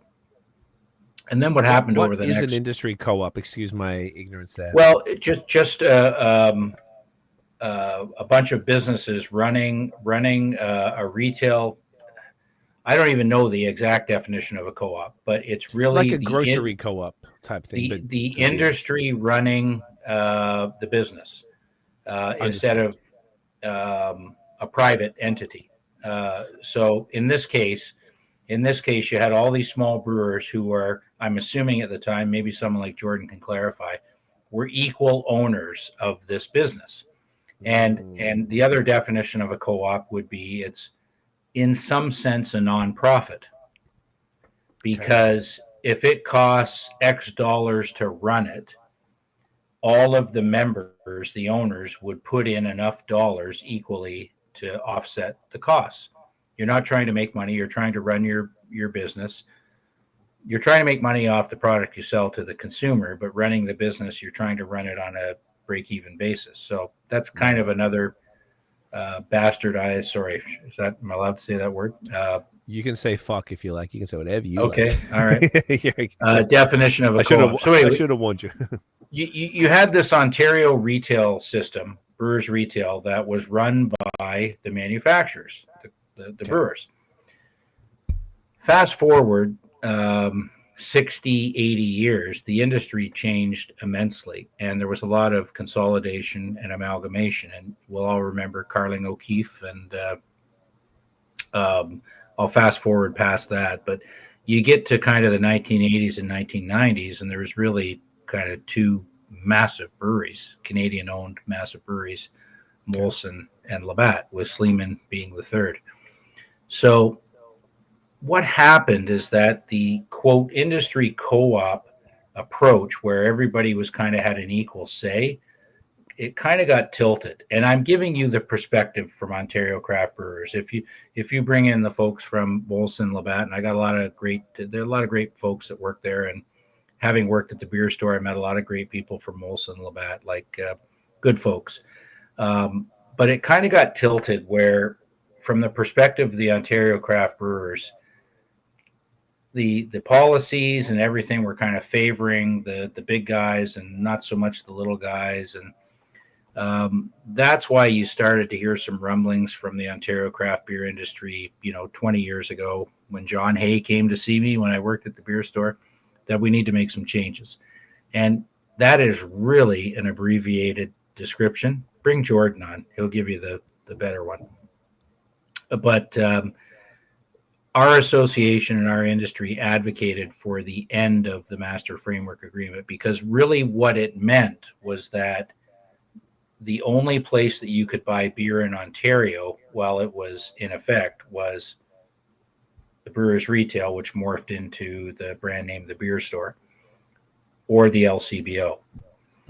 And my memory is a little bit foggy now of 20 years ago when I worked at TBS, but there was some really, really interesting discussions and dynamics between the Beer Store and the LCBO, because they're both selling beer, but it was like the Hatfields and McCoys at times, and there was these kind of trade-offs and quid pro quo. Well, we want to do this. Well, if we're going to do this, you got to give us that.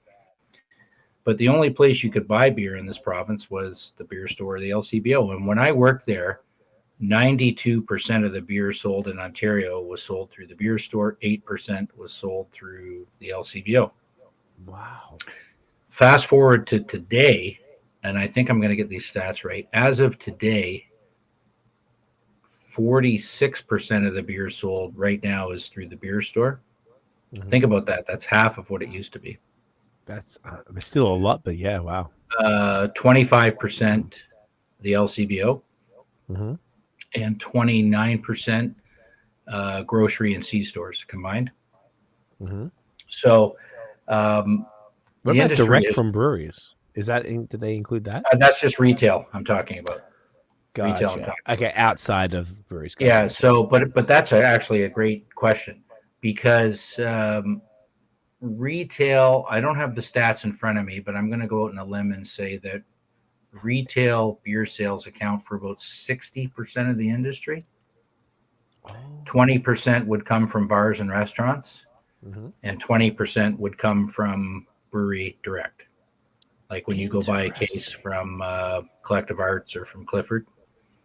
Gotcha. I hope I'm not really off on those numbers. It's about 60% retail, 20% bars and restaurants. We call them licensees, and 20% direct from brewery. Interesting. So anyway, I want to go back to your original question. So that's why our industry advocated for the end of the Master Framework Agreement. And I think the Ontario government also wanted it to end because, as most people know, I talked earlier about these iconic Canadian companies, Molson and Labatt. Unfortunately, if you're a Canadian, ended up selling out to foreign-owned interests. And it is what it is. People make business decisions. I'm not going to criticize anybody, but it's just sad to see iconic companies that were once founded by Canadians now being owned by foreigners. So I'm not going to put words in the government's mouth, but I think they thought, okay, here we have the major retail outlet in Ontario is owned by foreign interests. It kind of doesn't make sense. So I think that was some of the reasons why the government wanted to end it, and why they ended it early, I'm not even going to speculate on. There's lots of possible reasons, but it did end early because the contract itself was set to expire at the end of. Was it this year or next year? I want to say 2025. Yeah, like the end of this year. I think you're right. I think it was this year that I read. Yeah. So your original question was kind of the cost to taxpayers. So I wasn't privy to the negotiations. Remember, this is a two-party negotiation between the owners of the beer store and the Ontario government. But I think, to make it very simple, that when the government said to Molson, Labatt, and Sleeman, who are now owned by Sapporo, another iconic Canadian company, John Sleeman, great guy, fantastic guy. There must have been some kind of negotiation, and the owners of the beer store said, well, look, if you're going to end this early, we need some compensation. And boom, whatever the number was, $250 million, whatever it was. But a lot of the other numbers that were put into that $1 billion, I don't think ever happened. But it's still a lot of money. I mean, if you're an Ontario taxpayer, you kind of go, wow, that's a lot of money to break it. But it's something Premier Ford wanted to do. He had kind of run on a mandate of opening up the market, more choice and convenience for Ontarians, and you got to give him credit for doing it. So yeah, they broke it early. Convenience stores started to sell alcohol last September. A little digression. There was a negotiation in the Master Framework Agreement 7 years ago. Okay. And it happened just as I was joining the OCB, so I don't have all the details, but what ended up happening is that 450 grocery stores, this was when Kathleen Wynne was premier. I remember 450 grocery stores were allowed to sell beer. It was like a pilot program, essentially. I don't know if it was a pilot, but I think the Kathleen Wynne government wanted to expand retail as well. Right. And it didn't end the Master Framework Agreement. It was an augmentation, a negotiation with the beer store owners, and they allowed 450 grocery stores. So that was kind of the start. And then what Premier Ford and the Conservative government did last year was kind of push it all the way across the finish line. And we're sitting now at, I think, about 7,000 retail outlets, like close to 5,000 convenience stores, still around 500, 600 grocery stores, plus the existing beer stores and LCBOs. So, yeah, there was a cost to the taxpayers, but Premier Ford was motivated, and he just wanted to get this done to give Ontarians kind of the same choice and convenience that you have when we go to other provinces or to the United States or other countries, just kind of modernize alcohol retailing. So it's something we pushed for, but the dust still hasn't settled on how it's going to turn out for Ontario craft beer in these different channels. And, we could probably spend another 3-hour podcast just talking about that, about some of the issues facing craft breweries as they try to sell in grocery stores or convenience stores or big box stores. Yeah, I've heard a bunch of them here on the pod or offline, and I think some breweries have done incredibly well with it. Typically, breweries who have the resources, Great Lakes and Collective are two that I know that have done really well. All the other, I'll tell you some thoughts, and maybe you could just riff back and see if there's anything on that, but. The convenience stores are typically family run, And because they haven't had experience with beer in the past, they probably don't know what's good, how to handle it. Doesn't, they don't know that it probably needs to be kept cold. And I think there's maybe there was some sort of challenge that I remember. I know it has to go through an LCBO system, but isn't that complicated? It's not like getting a listing in the LCBO, but you've got to submit stuff to get listed in there for them to be able to stock it. But there was something that I recall, but there's one near Badlands Brewery that there's an Esso gas station that's stocking stuff. And you go in there, nothing's cold. You go in there, there's a stacks of Busch Light and Coors Light and a whole rack of wine and spirits and stuff. Maybe it's not spirits. Maybe I'm off on that. Can they sell spirits? No, just RTDs. Okay, so ready to drinks like the White Claws of the world, up to I think 7% alcohol. I think is the limit. Is what they can do. Gotcha. Thank you. Yeah. So it'd be wine. What I was picturing the bottles then.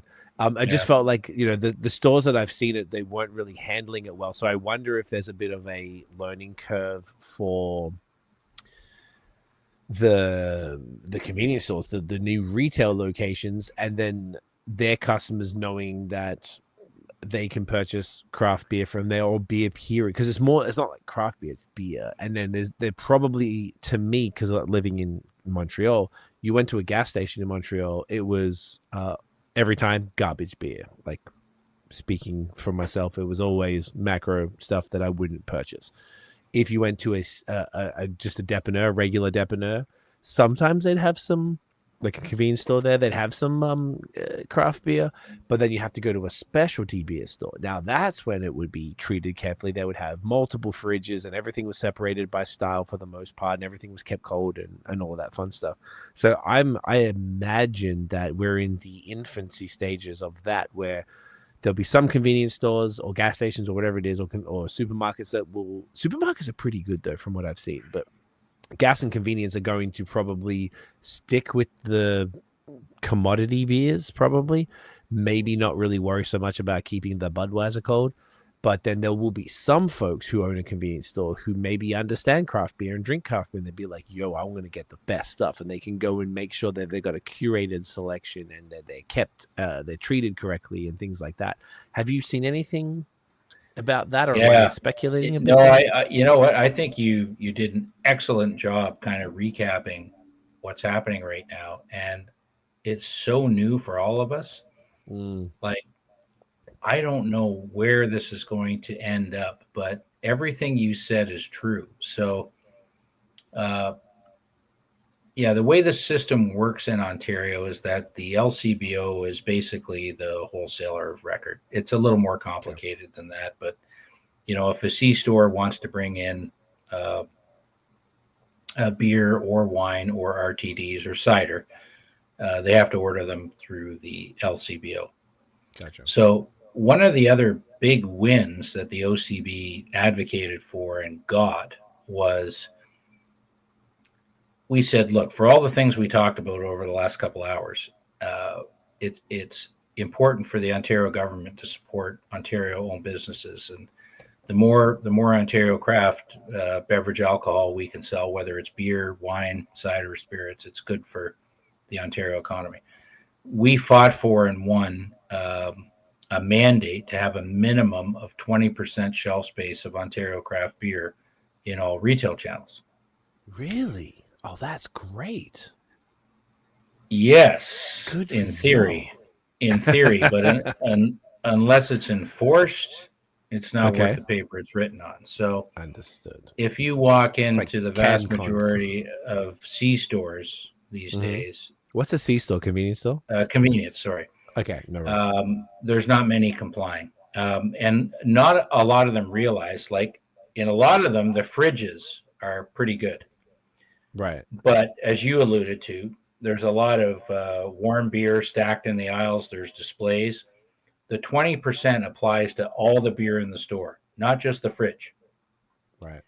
But, when you walk into a C store, more often than not, in fact, pretty much 100% of the time, if there's a stack, a pallet of beer on the floor, it's not Ontario craft beer.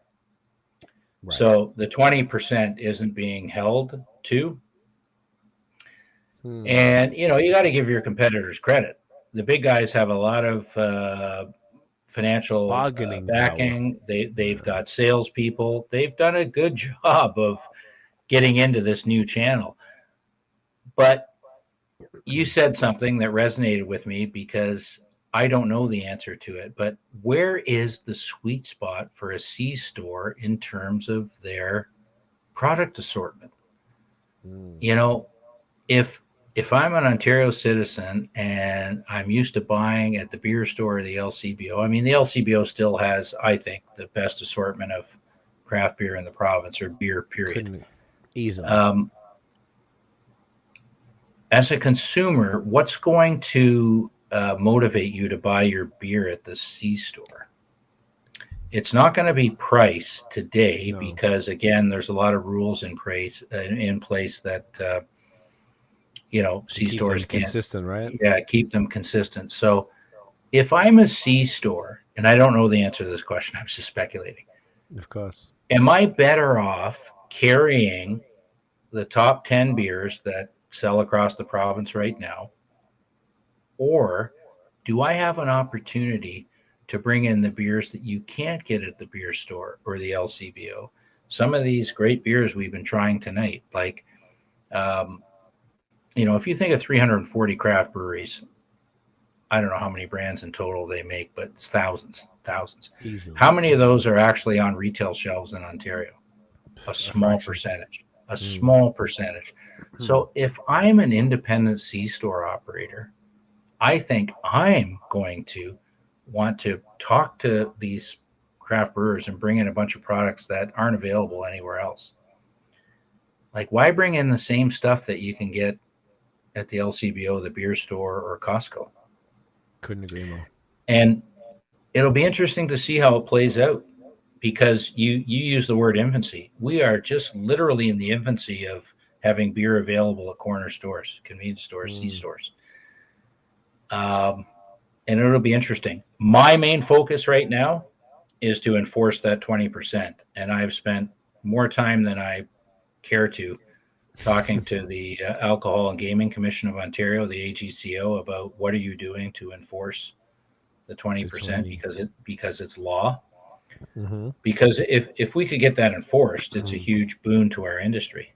Game changer. I talked earlier that we're 12% of the Ontario market. So someone might ask, well, if you're 12% of the Ontario market, why do you want 20% of the shelf? Well, it's pretty simple. Having worked for Procter & Gamble and having sold Tide and Downy and Bounce and Mr. Clean and Ivory in my past, when you have smaller SKUs, they all require a certain amount of space for on the shelf for a 6-pack or whatever.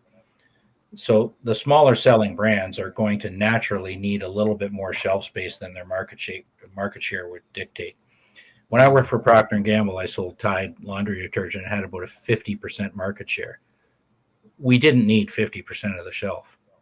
Right. So it kind of works in reverse. Like the smaller SKUs, a facing is that big. So to bring in so many craft beers, it's going to take 20% of the shelf. Might only be 12% of your sales, but it's 20% of the shelf. So it's really important that we continue to advocate to enforce that 20%, because that's going to go a long way to making sure that this retail reform works for Ontario craft breweries, like the ending of the Master Framework Agreement and having beer available everywhere, not just the beer store or LCBO. I love that. That's a really great explanation, particularly with that sort of like laundry detergent comparison. My concern for the smaller craft breweries is like they don't always have the resources to this is what I've been told, right? And this, once again, like I know very little about this, and I'm just going on what I've been told. Like there's the breweries who have the resources, and like, the ones who are maybe the larger than 5,000 category, 5,000 hex category. So like Great Lakes Collective, that have the sales force to go and be like, you know what, we're going to focus on, I think Collective. I remember Dan from Collective, Dan Johnson, he moved on to Side Launch because he's up in Collingwood. But I I remember when they first did it, they were going hard on 7-Eleven specifically. I'm like, that is genius. What a smart idea. Like, pick one brand and go nuts on that brand and make sure that your beers are in that store. I just thought from a business perspective, that was phenomenal. A lot of breweries don't have the literal human power, excuse me, to go and sell to these convenience stores to tap into that 20%. And then it's sort Well, of like, and I feel like it's overwhelming to them because, like you said, it went from 2,000 to 7,000. You're like, where do I even start? Like, what do I do? You know? look, people disagree, and people may disagree with what I'm going to say. You're back. It stalled for a second, but you're good. Yeah, hey, Craig, I don't know if okay, all right. Yeah, people might not Good. agree with what I'm about to say, but there's 340 craft breweries. In fairness to the retailers, they only have so much shelf space for beer. I said a minute ago that those 340 craft breweries make, let's say they make 10 brands each, and that's even low. That's 3,400 brands. So you can't expect that every brewery is going to get equal representation on a retail shelf. Like, I try to tell this to our members. Retail is not a game everybody should be playing in. Like, there is a lot of craft breweries in Ontario that, I'll back up again a second. Like, if you own an Ontario craft brewery, and again, I don't. So if somebody wants to call me and say they disagree with what I'm about to say, please do. Focus on your front door. Yeah. Like, if you can't make money in your own brewery, don't even venture out into the retail world. And if you're that small, how can you expect to have a massive retail presence in Ontario? I think that's unrealistic. And so the way the system has been set up, and I've tried to encourage a lot of smaller craft breweries, just focus on your community. You know, if you've got 25 C stores within 10 kilometers of your brewery, just go after them and stop. Because to your point, they don't have the resources to go further. Like, don't try to cover Ontario or even southwestern Ontario. Like, you have too much competition. There's 340 breweries. The retailer only has so much space. So I guess what I'm trying to say is, if we get that 20%, maybe it's only going to be made up of, for the most part, 25 Ontario craft breweries. But there might be another 150 breweries that can be represented in their local communities. So, you know, Brad Clifford's in 25 C stores, and Jeff Dornan at All or Nothing's in another 25 C stores out in Oshawa, and so far up into Ottawa and Peterborough. And I'm oversimplifying it, but yeah, I've heard from a lot of breweries that are upset about kind of the new marketplace, and they can't compete. They can't get someone to return their calls. And I go, you know what? Then stop calling. Like, there isn't room for everybody on the shelf. So be strategic about the way you do it.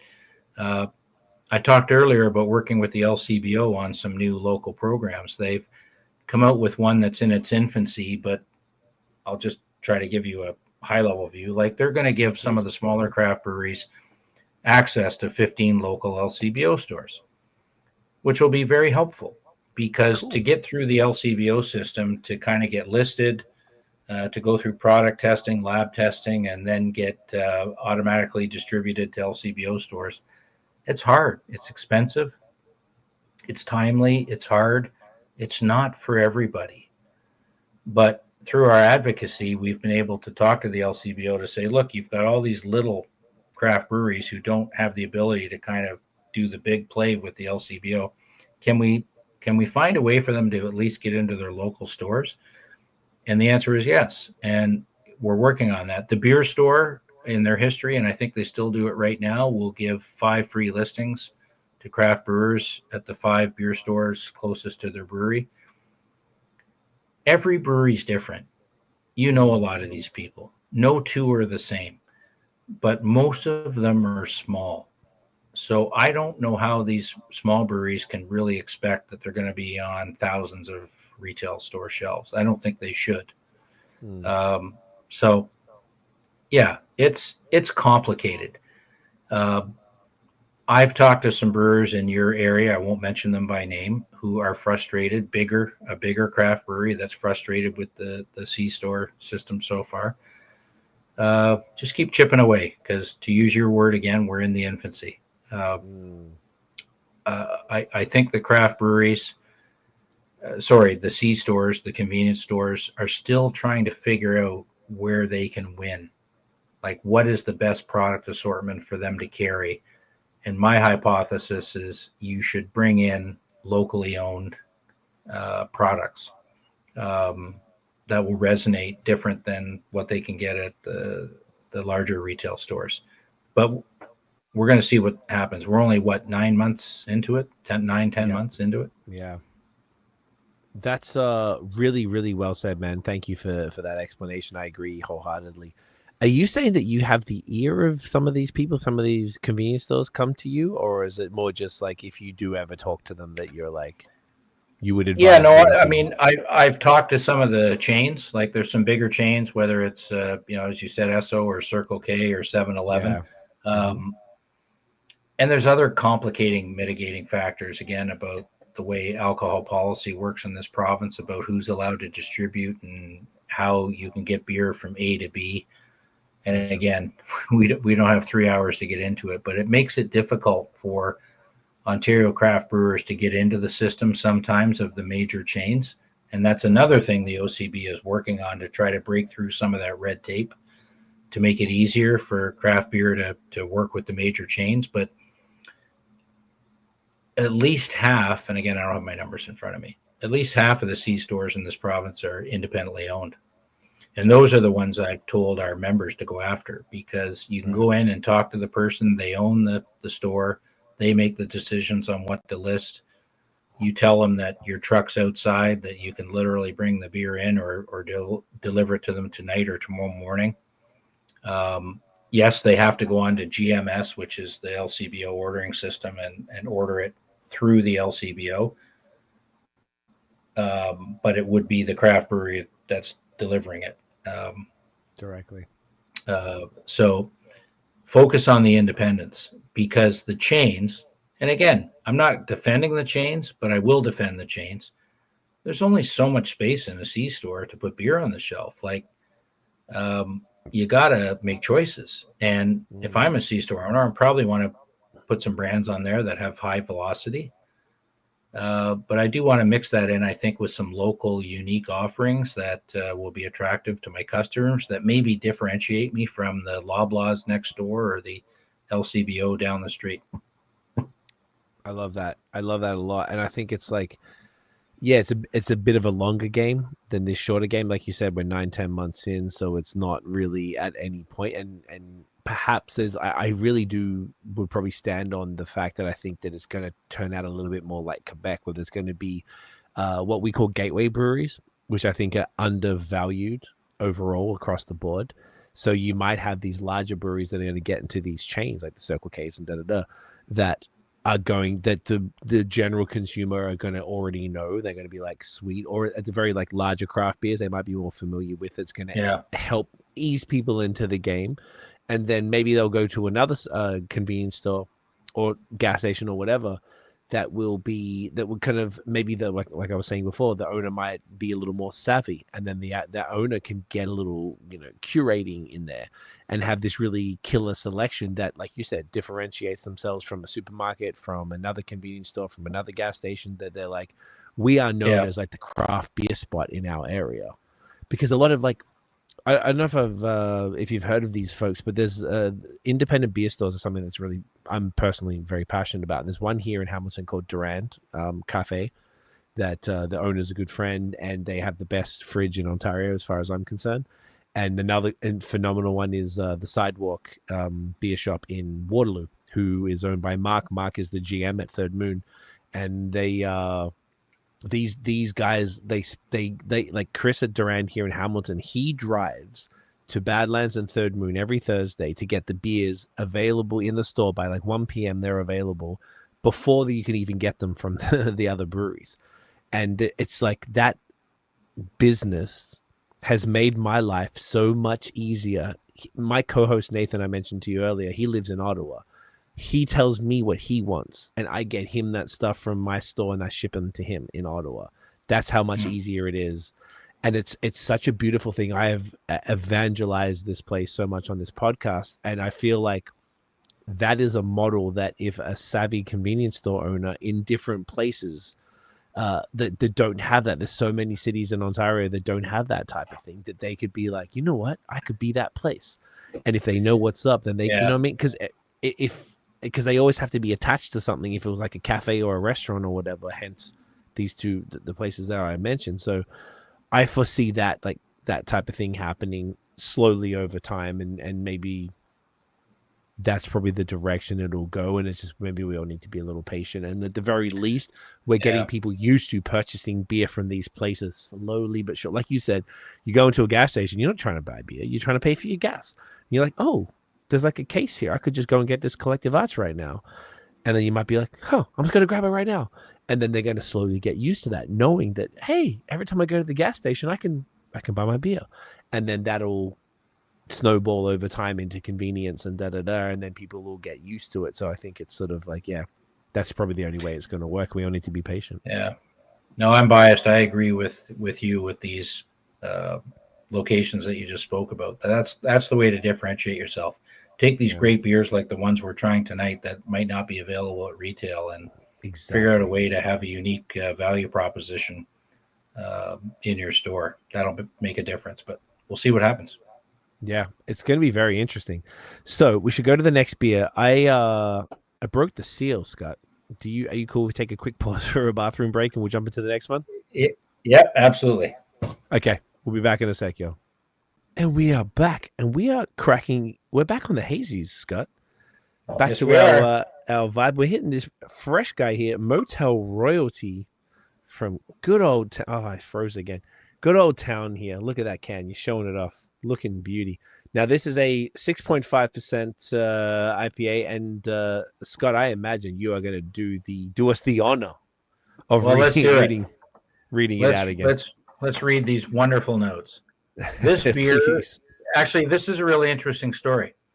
This beer is the result of a trial we did a couple of years back with Yakima Chief to sample a liquid hop product that was new to the market at the time. Back then, it was named YCH 702 and has since been dubbed Dynaboost. It's a liquid hop extract that's used on brew day to enhance hop saturation and boost hop flavors without increasing bitterness. It's a real delight, and we use it quite a bit these days. Motel Royalty is our all Citra IPA using both Dynaboost and traditional pellets, and it's awesome. It's big and sticky with lots of punchy citrus and stone fruit notes and a mellow piney undertone that pulls it all together. There you go. That's amazing. So Citra Dynaboost, Citra T90. It's looking pretty damn murky here. That's pretty awesome. Yeah, Dynaboost has been like a real something that's really like popping with the kids these days. I'm loving it. There's Dynaboost and Hyperboost. So I think Dynaboost, if I'm not mistaken, look how murky that is. That's beautiful. Yeah. I think Dynaboost is the Whirlpool, Hyperboost is the dry hop one, if I'm not mistaken. And this is great that it's all Citra. Yeah, you're right. Look how murky that is. Jeez. On you, Jeffrey. Coming through. What do you think, Scotty? What do you think? I love it. I love them all. I knew you would. Are they great? Yeah. Have you been to the pump house, the town pump house? Yes. Yep. How good is that, eh? Excellent. He's done such a good job out there. Jeff is the GOAT. We were funnily enough at the OCB conference last year. We were out at one of the events. I think it was the first night at Merit, and we were with Jeff and Travis and all that, Curtis and the town guys, and they left to go somewhere else and come back. And we went and met them in the street. And we were looking for them, and they'd already left whatever they went to. We bumped into them in the street, and they're like Travis pulled me aside. He was like, "Yeah, we're gonna try and get Jeff to be the mayor of Port Perry." I'm like, like he was serious, wasn't he? Travis was. I don't think Jeff is serious, but I'm like, no, I am with you. Whatever I can do to support to get that happening, because I feel like he's the mayor. So I want to say publicly. I think we might have talked about it publicly, but I think that's the way to go, as you can tell. That is funny. It's a beautiful thing. So this beer, this is great, man. This is very bright and tropical. It's got it's very punchy. Yeah, citrus for sure. Very citrus forward. Super creamy. Mm. Yeah, it's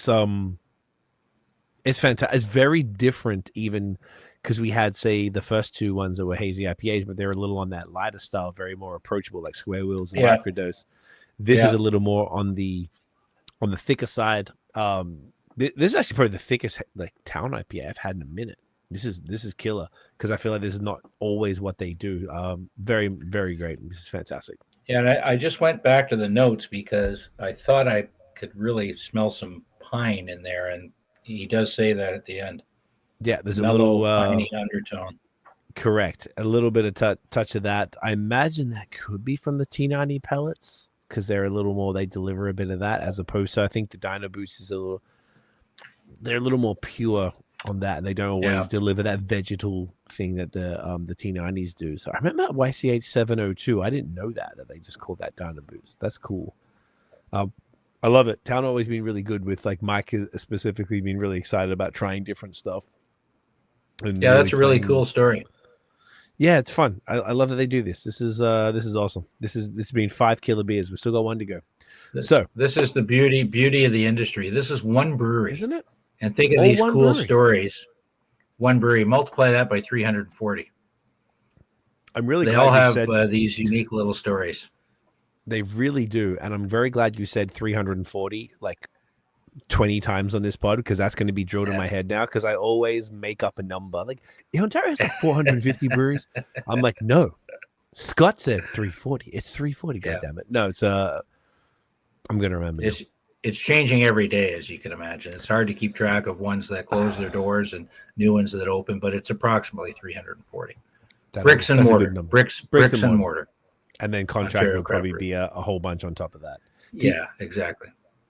They the contract breweries, are they involved with the OCB, or is that a separate sort of thing? You have to have a brick and mortar. You have to have a bricks and mortar operation to be a member. We will take contract brewers on, but they have to have a demonstrable plan in place that they're going to have a bricks and mortar brewery to become a member. Gotcha. Is that for any particular reason? For I imagine. Well, yeah. Again, we could spend a lot of time on this, but I think it's the bricks and mortar breweries that are the ones spending the money to invest. Think of all the people we've talked about today. Whether it's Peter Bullitt or Jeff Dornan or the guys at Bench, Matt Giffen or Matt Johnson or Brad Clifford. They've invested a lot of money in these bricks and mortar breweries. Hiring people, creating jobs, creating economic investment.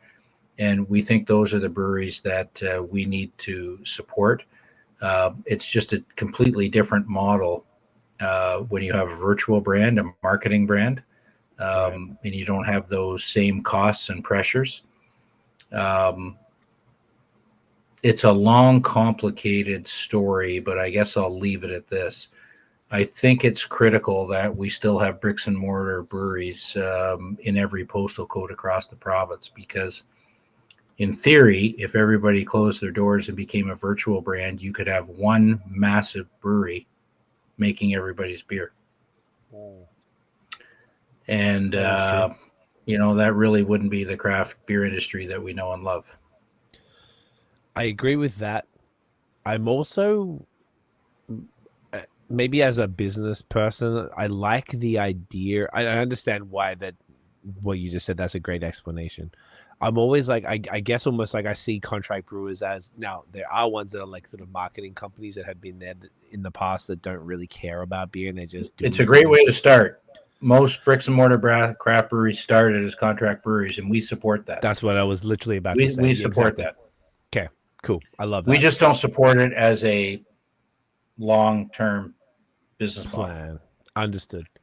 Well, that makes sense because, like, the idea, I would imagine, without putting words in people's mouths, that most people who want to, if you're going to start a contract brewery, it's because you want a bricks and mortar brewery.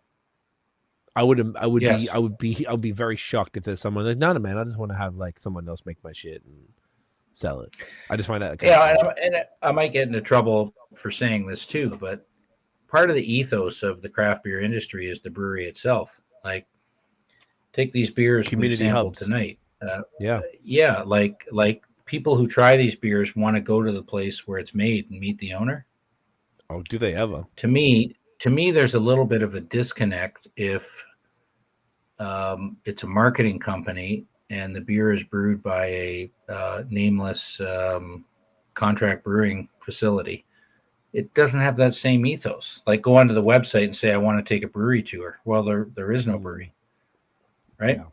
So it's just a little bit of a disconnect. And I want to make sure all my contract brewing friends on the call don't think that I'm throwing contract brewing under the bus, because I'm not. Because a lot of craft brewers, bricks and mortar craft brewers in Ontario, started as contract brewers because that's the only way you can start. It takes a lot of money to start a brewery. But contract brewing is the start of a process, as you said, Craig, to own and open a bricks and mortar brewery. Whilst testing your products in real time in the market. Yes, and building up your capital and making some money and getting money to invest to build a brewery. It takes time. I get that. I support that. We support that. We call them breweries and planning. Breweries and planning. There. Yeah, I'll leave it at that. No, totally. And I apologize. I wasn't meaning to get into that. It was just because it came up and I was like, oh yeah, that's an interesting, I always wondered about that. Because there was a thing a while ago where contract breweries kind of got shit on pretty hard in Ontario. Because I think there was some, I don't want to say bad actors, but maybe people who were sort of just taking advantage of stuff and didn't really care about beer. But then we've gone on to see this, so like you very well said, that there's so many breweries that started as that and then ended up as a bricks and mortar that are killing it today. At the risk of getting in trouble again, I'll throw one other thing at you. A virtual brewer shouldn't be eligible to get the same tax breaks that a bricks and mortar brewery gets. Okay. Because if you have the same tax structure as a bricks and mortar brewery, but you don't have that overhead, think of the competitive advantage you have. Right. Would it make a difference? I mean, that's a fair point. Would it make a difference if that contract brewery it's just like a temp, maybe it's a 1 year, 2 year plan and they're straight into, into that. So would it not be as bad if they got any of the breaks just to help them get along the same things because I guess a lot of contract breweries also have a team of multiple, maybe 5, 10, 20 people still. Would that still balance out knowing that they're working aggressively towards getting that bricks and mortar? Or is it a little complicated? I know it's a complicated thing to talk about. It's really complicated because one of the quirks of the Ontario tax system is that if you have a large brewery that only exists to brew other people's products and has massive economies of scale, they're obviously able to make their products on a per unit basis cheaper than a small, say, neighborhood brewery. Does that make sense? Absolutely. But if as the owner, let's say you and I own a virtual brand and we only do 1,000 cases a year, but it's being brewed at this big monolithic brewery, our taxes are based on our sales volume, our 1,000 cases, but we're probably buying it from that big monolithic brewery for a pretty good price because of their economies of scale. I see what you're saying. So there's some loopholes that have to be fixed. There's nothing wrong with contract brewing as a way to get your foot into the business, but the OCB does not support it as a long-term business model. Or if it's going to exist, it shouldn't be treated the same way from a taxation basis as a bricks and mortar brewery. That's the simplest way I can put it. Gotcha. No, that makes sense. I totally get it. I hadn't thought of it that way, and it makes. I know there's some breweries that have a bricks and mortar that still continue to contract their larger brands, for example, that maybe they can't make enough of, which I guess is probably even another nuanced, different conversation than a straight contract brewery, right? Yeah. It's complicated. It is. Yeah, it's complicated. Let's move on and talk about the conference. I think that's a great idea. So the Ontario Craft Brewers Conference is something that I guess this will be our third year in a row speaking at it, and I hadn't attended until 2023. It's a vibe. The first year I went, it was in Niagara Falls, Yeah. and that was amazing. And then last year was in Hamilton, and this year it's in Hamilton, which is extraordinarily convenient. Scott, I'm here for it. Tell us about the conference, the history of the conference in relation to the actual OCB in general. Like, when did it start? When was the first conference? It started before I joined the OCB, and I've been here 8 years. I think it's been around. It might have started about 4 years before I got here, and Okay. the reason I'm pausing is because I could easily say, you know, this is the 12th or 13th or 14th, but we had a few canceled because of COVID. So I want to say, so I started in 2017. I'm not exactly sure, but let's say the first one was 2012. Let's just use that as a guidepost. So John Hay would have started it, and I think the thinking at the time was, look, we've got all these Ontario craft breweries. They're all different, but at the same time, they have a bunch of common needs. They all need to deal with suppliers. They all need to buy cardboard. They all need to buy cans. They all need printing. They all need insurance solutions. Why don't we do a trade show under glassware? Why don't we do a trade show under one roof where we'll bring in all the suppliers of the industry, where it's like one-stop shopping. Over 2 days, you can visit 120 different suppliers, maybe find somebody that you'd never even knew existed. Maybe you negotiate a better deal. So that's one element, is to bring all the suppliers under one roof for 2 days a year. The other element is the education side of it. And we talked about our good friend Jeff Talmy earlier, who's now the chair of our education committee. So pulling together an agenda of approximately 30 to 40 education sessions where we bring in, really high quality, experienced people to talk about different topics, whether it's brewing and technical topics that would appeal to, say, the brewmaster, financial topics that would appeal to the CFO or the owner, sales and marketing topics. So Jeff's done a really good job working with a really good, diverse group of people he's brought onto his committee and then the issues change over time, like over the years. So in 2025, we think we've got a really good education schedule that is relative to the issues and opportunities facing brewers in 2025. We've got 2 really good keynote speakers lined up that I won't mention because have we announced them both? I think we have, but just in case we haven't, let me check while you're talking. What else? The great thing about this industry is the camaraderie, right? They're all competitors, but at the same time, they're all part of the same family. So when you're together in the Hamilton Convention Center or the Niagara Falls Convention Center for 2 days, a lot of the greatest conversations happen over a beer or standing in the hall, shooting the shit about something that's happening at your brewery. Have you experienced this? So there's a lot of that social interaction. And then, of course, we have some great social events. You talked about it earlier, some of the ones that happened last year at Merit. Oh, it was fire. Merit, there was the one with Blood Brothers did it, that little punk show. Yes, that was wild. And then Collective Arts did a great closing party on the final night. I was there for that too. That was amazing too. Like, it was so great, the networking, the amount of people that I met, the amount of podcasts that happened because of these events. Killer.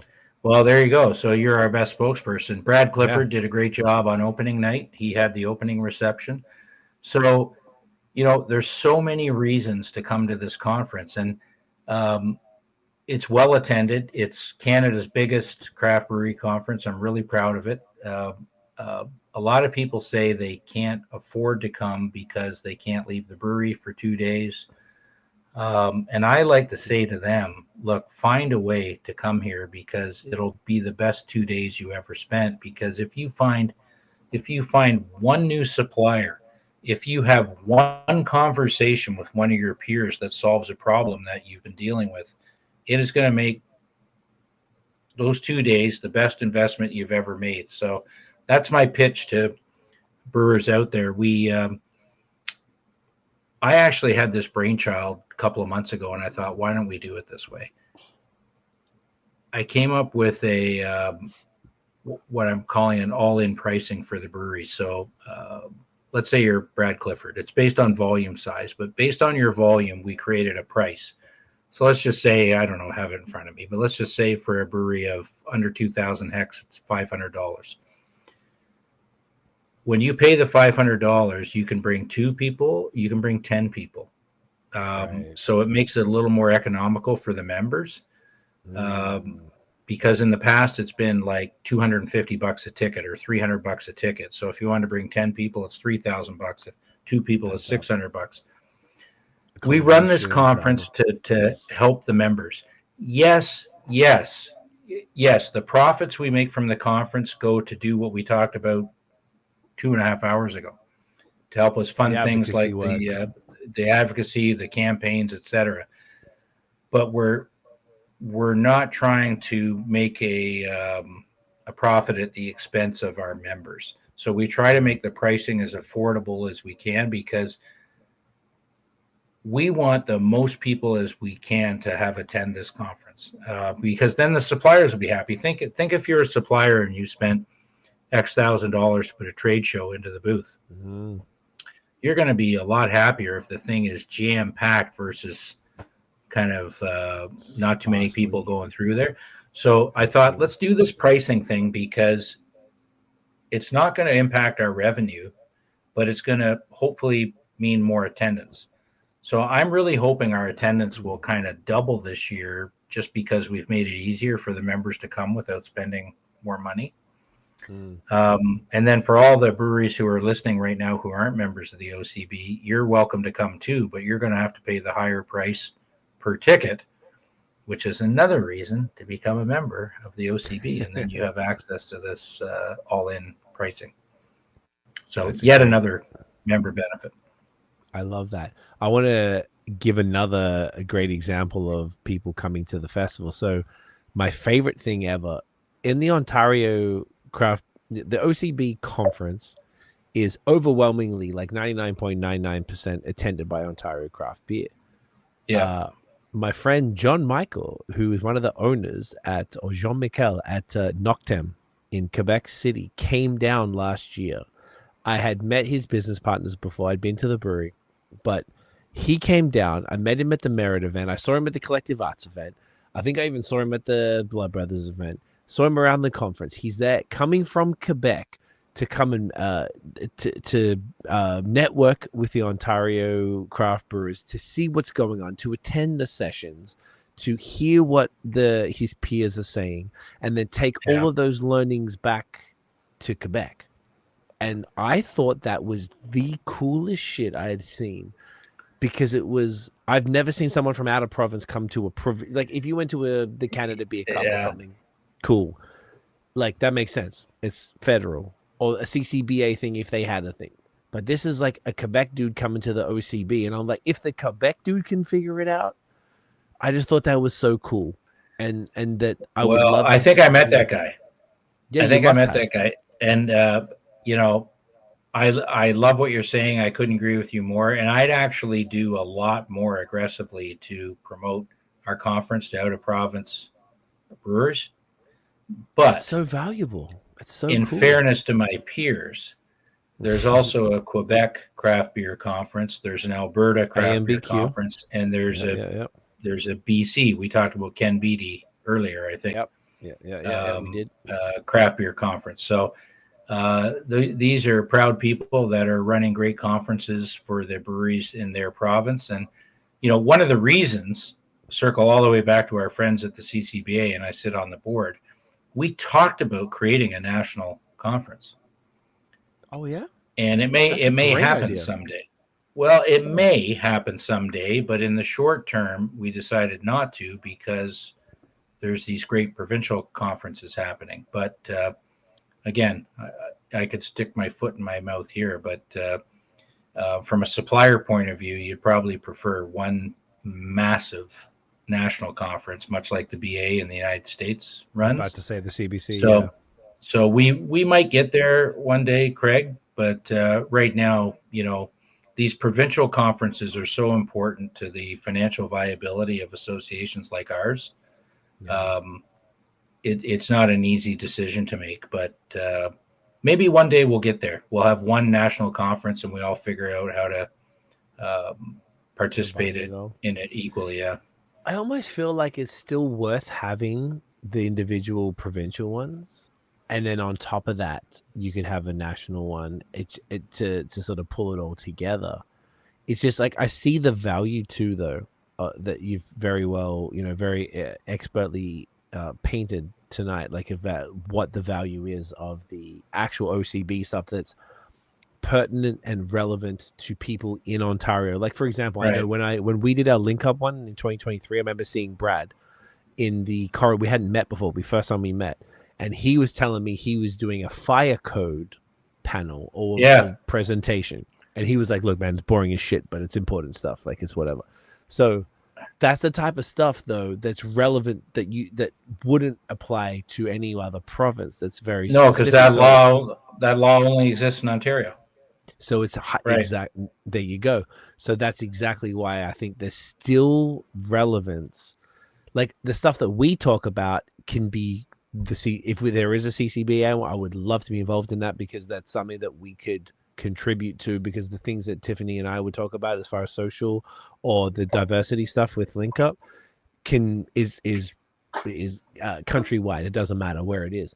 But there's so many things that are hyper specific to each province. I wouldn't want that province to lose that sort of get together. And there's something almost like if I'm a brewery owner and I get 2 excuses a year to go and do something cool, I get 1 excuse to go to my provincial one, wherever it is, and moves around the province.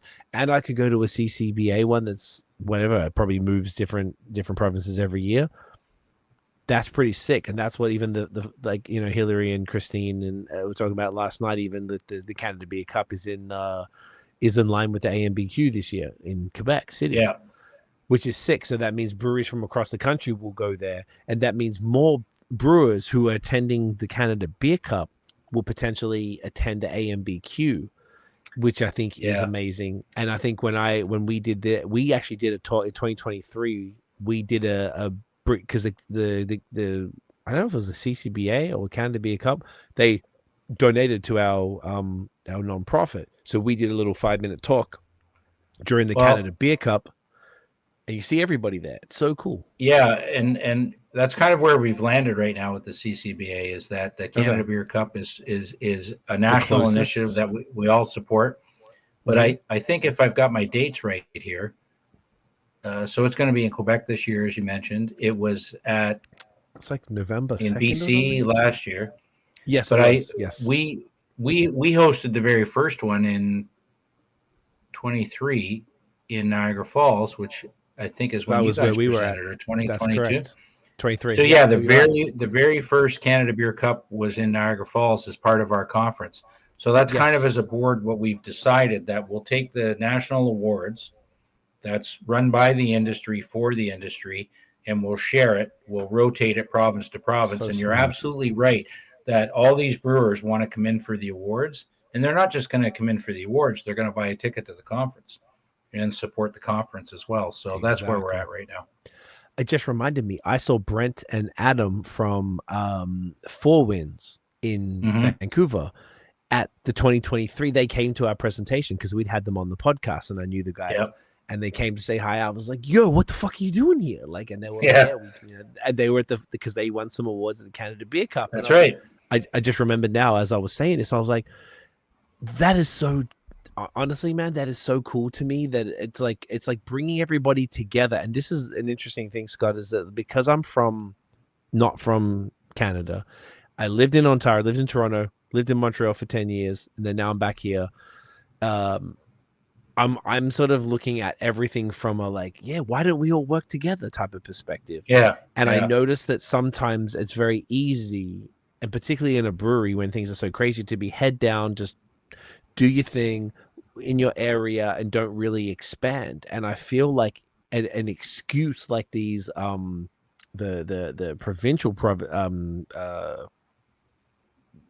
conferences and then the Canada Beer Cup give people a reason to kind of like network and get out of their shell and go and see. Like if I see Matt from Tooth and Nail, I just want to hug that guy for he's the best. So I don't get to yeah. see him that much. And I saw him at the OCB last year, and I look forward to seeing him this year. And I get to see a bunch of people that I know. And once again, I'm not even industry, and this excites the crap out of me because I get to see the people that I talk to, and then maybe I talk to them via Instagram or text or whatever, and I get to see a bunch of people that I don't always get to see in person. And then it's even cooler if there's other folks from other places in Canada that they get to experience it. I don't know. I see so much value in that alone of just connecting in person. Collaborations come from that, sharing ideas. There's just so many different things that can happen. And it's the one thing that I think we lost during COVID, that everything went virtual, like this podcast. But the thing that brings people together, that makes serendipity happen, is things like the OCB. That's real life conferences that brings industry together to share ideas and challenges and solutions and opportunities. And I think that's a beautiful thing. And I think that's really, as humans, what we're here for, and what we kind of all Yeah. crave. It might have been the same conference 2023. I brought in Pete Bombachi. I don't know if you know Pete, but he started a company called the Genwell Project, which is about human connection. Amazing. And he said the exact same thing that you just said, that our industry, the beer industry, was built over decades on social interaction. A beer over the fence with your neighbor, or a beer after hockey, and it's all about in person. This virtual stuff is great in some ways, but you lose the human interaction. Yep. And he was an excellent keynote speaker. A lot of breweries have hired him to do work after that. But yeah, that's the reason to come to the conference or the Canada Beer Cup, because the intangibles of just being there face to face in person with your peers, shit happens. It just organically, conversations happen, and there's so many great things that come out of it that just aren't possible on a Zoom call or a Teams call. Couldn't agree more, man. Shit happens is the best way to describe it. It's just like you never know what connection you could make, and maybe you've had a few beers, you meet someone, you're like, yo, I love your beer, like, and all of a sudden something happens. You're doing a collaboration, then now you're flying from Kingston to Vancouver, and you're going to do this thing, and then they come back over, and then they go and exactly. And then now you're sharing things, and that kind of is a bit of a segue into something else I want to talk to you about, which is the opening of the provincial borders across Canada for trade, for sales, for consumer sales and everything. I'd love to get your take on it, but probably what we should do is crack this last beer, and then we can get into that topic. Are we ready? Alrighty. Slowpoke. Tell us about Scott. You are the MC. Okay, let's go to the great Jeff Talmy notes. Slowpoke Hazy IPA. This beer is a double dry hopped IPA using Mosaic, Nelson, am I going to say this right? Cryo hops. Yep. And Nelson Hyper Boost. Yep. We don't typically break up the dry hop additions in our hazies, but we wanted to experiment with using the different hop types at the time we thought they'd shine the most. We get massive flavors of white grape, tangerine, and mango, followed with a perfectly balanced finish with a whisper of citrusy pine. It's a big, refreshing beauty of a beer that's going to be a wonderful addition to your weekend. Well, whoever is writing Jeff's write-ups, is to be doing honest, a good job. I think it's Jeff. I think he actually writes it. I think it's You think like he's that even to talented? you know what? I'm gonna say yes. Me too. You know what? That I think he's left today to go somewhere to celebrate his upcoming 40th birthday. So cheers to right. Jeff. Happy birthday, buddy. Cheers to Jeff. And you know what I found out, Scott? Do you know what I found out? What'd you His find out? birthday's on July 26th. So I told him, "Fuck you. I am not celebrating." I'm joking. I did say "fuck you" though, and he was like, "Okay, fuck me. That's fine." His birthday's then, but he's going to go celebrate it now as opposed to So later. And his I think birthday's that's on a July beautiful thing. 20th, July 26th, then he's left to Yes. celebrate on July 10th. I Must thought be that was nice. an interesting. That's kind of what I was saying too. I was like, "Oh Cheers wow, to you, Jeff. you couldn't be on the podcast." Cheers, Jeff. Get that in your buddy. This is a great lineup of beers tonight, though, Scott. This is fantastic. That's another good one. Wow. This is 6.8%. Yeah, another bang. Oh wow, and it's so great. What I love drinking. It's really cool to do all of this with one brewery, so that you can sort of Yeah. really see the difference. And we've had essentially 4 hazy IPAs, a West Coast IPA, and a lager, and everything is extremely different. They're so unique. They're so well done. And this is isn't it just the gloriousness of It Ontario is. craft I mean, beer? Is just we're yeah, so this spoiled, man. We're so spoiled here. we are. And these 6 beers tonight are just a small sampling of what is available right across the province in every brewery. Just great people, great brands, local small businesses doing so much to support their communities. I love these people so much. They're such great people. And, hopefully the years ahead, we're going to get more wins from our friends at the provincial government. And as we talked about, maybe move this industry from 12% to 20, 25, 30, like our friends out West. I really, based off talking to you tonight, and everyone last night, I don't know. I feel optimistic. I just feel like I do too. knowing it's possible, isn't it? Isn't it like you knew this? I learned this last night, dude. I had no idea. I'm so impressed with, and the Christine and Hillary were really talking about how Alberta's lack of restrictions were essentially the reason why they're able to get to that 30%. So this was kind of what I wanted to ask you about, and this is obviously a topic that's coming up a lot. So with obviously the response to the tariffs and this nationalistic sort of attitude was more like, okay, well, we need to work with ourselves a lot more, and we've had all these rules and blockages and all these different things that have sort of stopped an ease of flow of particularly craft beer, since we're talking about that, between provinces. So somewhere like Ontario, and Hamilton, I could order from a brewery in Ottawa, and Dominion City could ship direct to my home, which is a beautiful thing. I lived in Montreal for 10 years. You cannot do that there. Every province has different rules. If I wanted to buy a brewery from Superflux in Vancouver or from Four Winds, I cannot do that.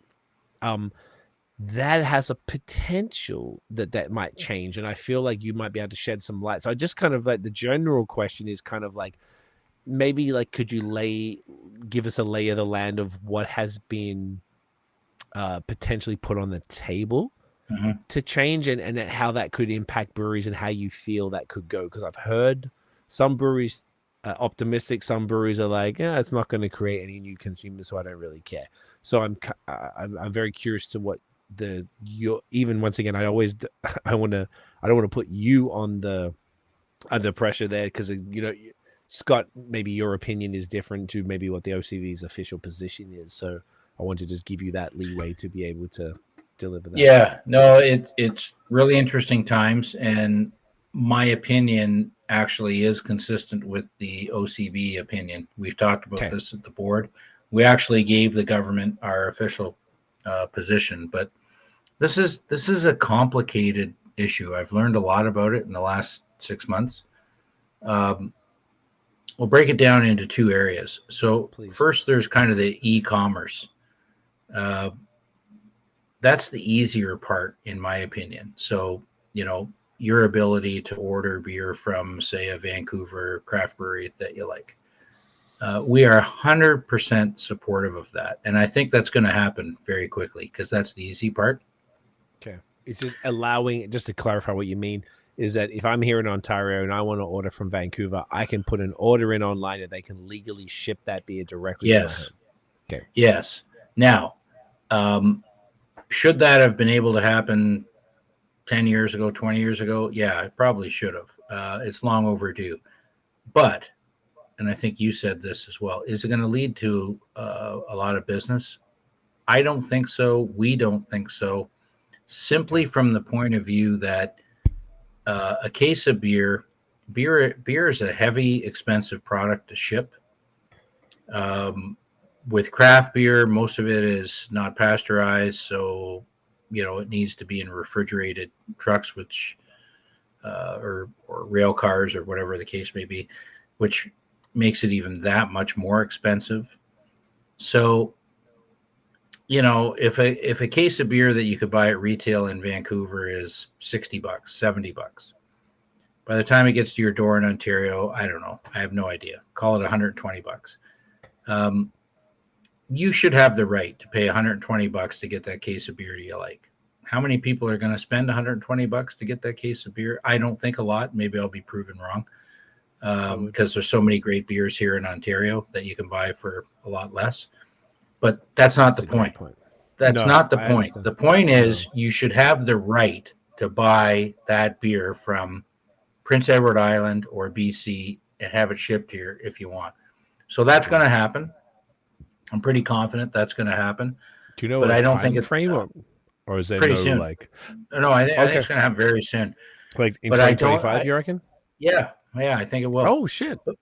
But I don't think it's going to have big impact on our business. Now, the bigger issue is what happens at retail, and that is a complicated, what. Can you just so when you say what happens at retail, are you meaning do we all of a sudden see BC beers in the LCB? Yes, fresh, directly shipped from there type thing. Okay. Yeah, that is the issue that's going to take a lot longer to figure out because it's complicated. Every province has different taxation laws. So, if a BC brewer wanted to list in the LCBO, how does that work? Do they pay tax based on BC or Ontario, or is it some hybrid? What about listings?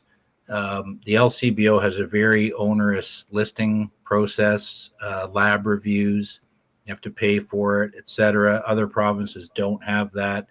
If we're going to do this free trade thing, shouldn't every province have similar policies and procedures about what's required to have a product listed at a retail store?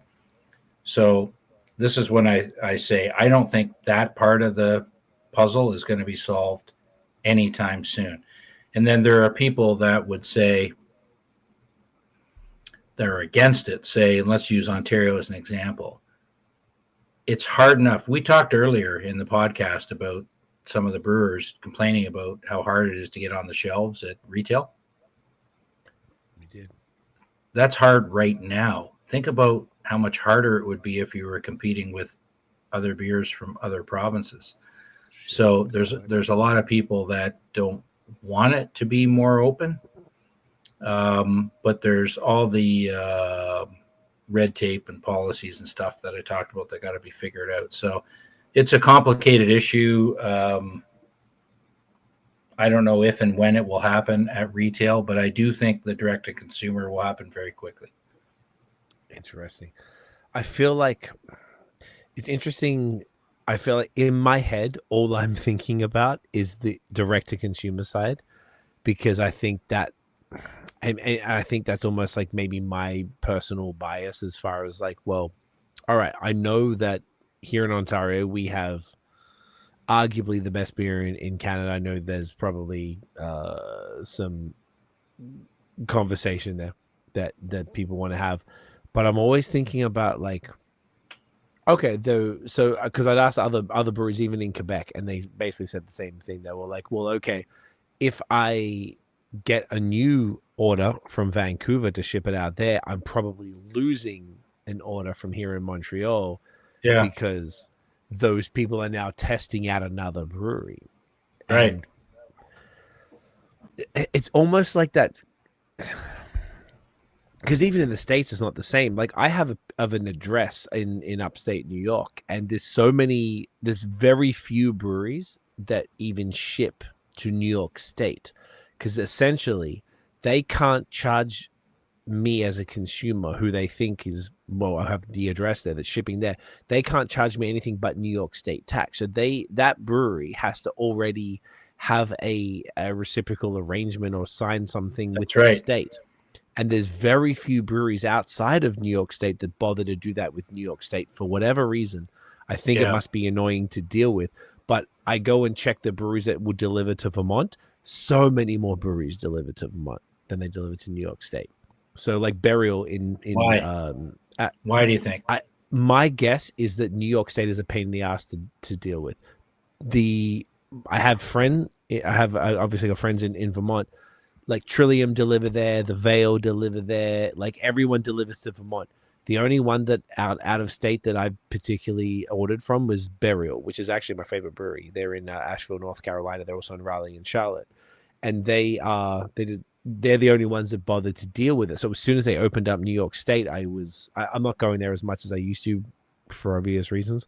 But that was my main thing, what I would order, and I knew when it would arrive. They were very consistent, so I knew if I ordered the week before on a Wednesday when the new beers dropped, it would arrive before I would go the next weekend, and it would be able to get it. So my thinking was, okay, if that's how it works in the States, probably how it could work in Canada. Whereas, like, if I'm a consumer in Ontario and I order from BC, as you very eloquently said, BC cannot. They have to charge me Ontario tax because that's where the final consumption is going to be. Right. And I believe that's what the alcohol tax is based on. So if I'm in personally importing a case of beer from Superflux or Four Winds or whatever, Twin Sails into Ontario, they have to charge me that 13%. Likewise, if I'm ordering from Quebec, they would have to do the same thing. But if I'm based in Quebec and the whatever, the brewery would have to charge accordingly. So this is what I heard, and I don't know if you know this at all, if this is true. I heard that years ago, and I don't know how many years, this was already approved.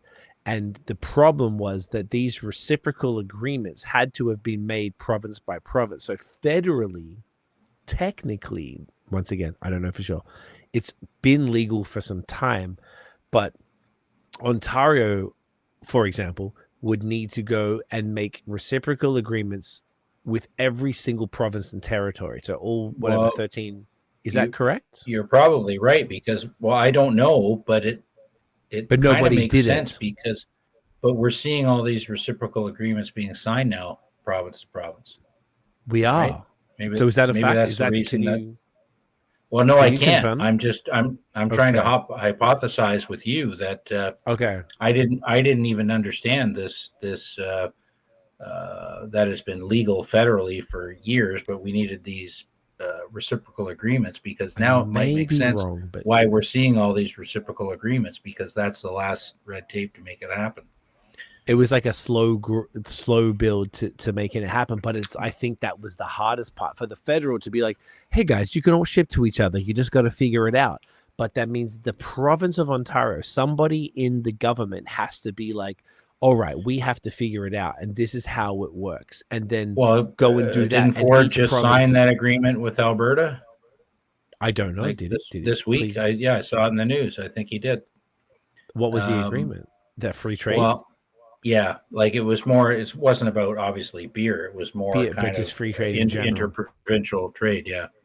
So that Um, means that if that has to be reciprocated, which means Ontario has to sign it with everyone, and then Alberta has to sign it with everyone. And I wonder, like, right. once that's done, individually, each province have to have that for it to be countrywide. Then that means, and I'm just talking. Once again, you were talking about the retail thing last night. Everyone was talking about the retail thing. I didn't even think about that, man. Like, I'm just being a greedy prick and just thinking like, oh, I know Ontario is the best of the best, but it's always fun to try beers from different places. What if I want to order beer from Halifax and I want to just be able to get it here? Well, Like, you know, I I know we're kind of reaching the end of our time here, but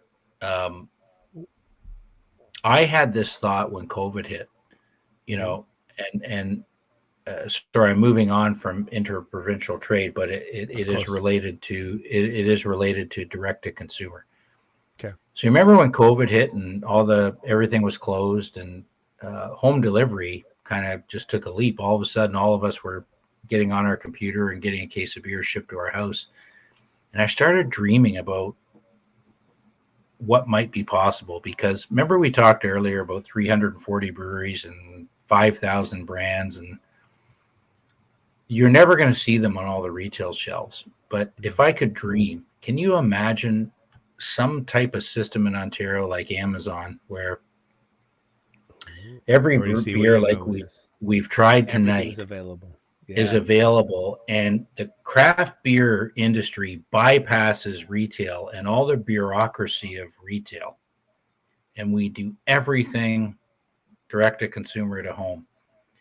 If somehow we could make that happen, but think of the logistics. On one website. Like, think of the picking. Yes, one website. Like I'm dreaming now, but one website where every unique seasonal craft beer in Ontario is available, and you and I can pick and pack a unique case of 24 of any 24 beers we want from this website and have it shipped to our house. That is my dream. But the cost to deliver that, to make it happen, is astronomical, unless I'm mistaken. You would need an Amazon type structure to make it happen. But I started dreaming about that during COVID, like just bypass retail. LCBO could do it if they had the depth of offering. It's funny because about 3 years ago I started talking to the LCBO about saying, why don't, because they were expanding their wholesale services, and I started talking to them about that, and I never really got anywhere. But I had the same thought, like the LCBO could really be the ultimate source for craft beer, because they can't fit all these products on their store shelves. Right. But they could in a cooled warehouse. Yeah. So that's maybe pretty sick, man. I'll leave our conversation at that as something for us to all think about. How do we kind of make that world happen at Ontario? Yeah. That's such a phenomenal idea. Did we get through all the beers? We did. This was 06. Let's make it happen. I love it. I think we need to petition the LCBS, see what they can do, and get people on board and break down red tape.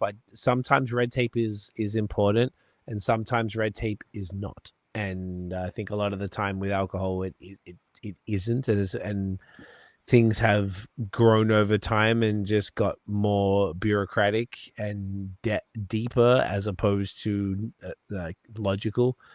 So I think your dream is pretty damn sick, and I think that would be a boost to craft brewers. It'd be an amazing thing for craft beer drinkers, and just for a way for people to learn about different things, and to, I think it's great. I think it's an overall great idea. And everything else, that aside though, Scott, you're a champion, dude. This has been such a sick pod, dude. This is exactly what I was hoping for. You answered all the questions. I really appreciate your honesty, your transparency.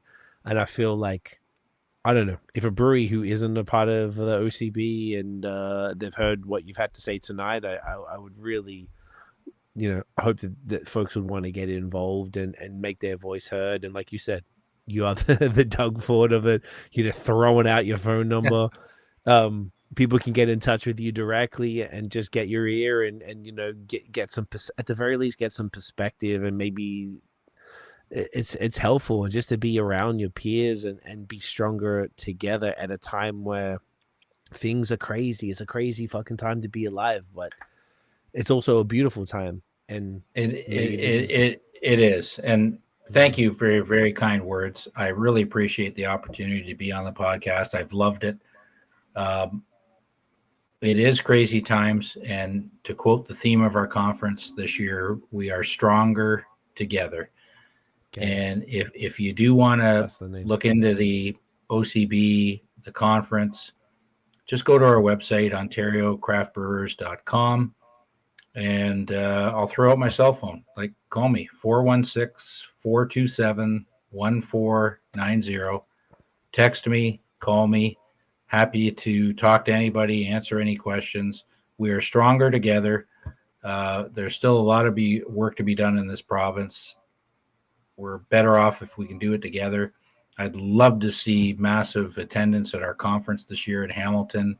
That information is also available on the website. So can't thank you enough for having me as a guest tonight. I've loved talking about it, and I can't believe we've gone 3.5 hours. Like, I honestly can't believe it's been 3.5 hours. And we could probably go another 3.5, couldn't we? But easily. We'll do that another time. Thank you so much, Craig. Really appreciate it.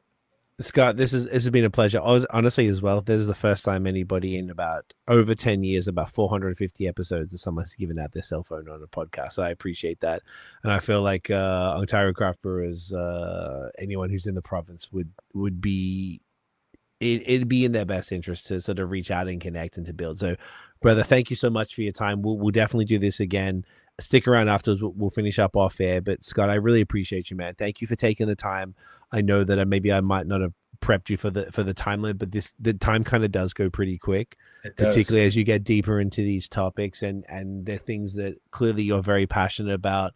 And I don't know, I think it's a beautiful thing to have somebody who's at the helm of this ship that is so as passionate as you are, and that cares as much, and that has such kind things to say about all of the people that you work with regularly. And I just think that's a beautiful thing. And I don't know, I'm extremely optimistic about beer, just as you are, and I'm extremely optimistic about Ontario craft beer and about everything that you guys are doing. So thank you for taking the time and sharing all of this with everybody. You're a champion. And thank you again to Jeff from town for making sure that we had this beer tonight to celebrate Ontario craft beer. Cheers to you. Cheers to Jeff. Cheers to Ontario craft beer. Well said, sir. Cheers. Scotty, where can everybody find Ontario Craft Brewers online and on social? What's the best place for people to find it? www.ontariocraftbrewers.com. We are also on Twitter, now called X. We also have Facebook. For reasons too long to explain right now, we are no longer on Instagram, but X and Facebook. And I see LinkedIn is here as well on the sorry, not Facebook. My mistake. X and LinkedIn are the only two places we are. Which is the best place. So make sure you follow, see what's going on. The conference is happening here in glorious Hamilton, November 4th to the 6th at the Hamilton Convention Center. So please come down. It's going to be a beautiful thing. Tiffany and I will be doing a session about social media and AI. There's going to be so many great things. There's going to be parties, events, networking things. There's going to be the trade show. Shasta Zen and Glass. Big Dan is a good friend. Dan from Zen and did all of our glassware. They're the best. I know they're the big sponsor of. It's where we got these too. I knew it. Of course they did.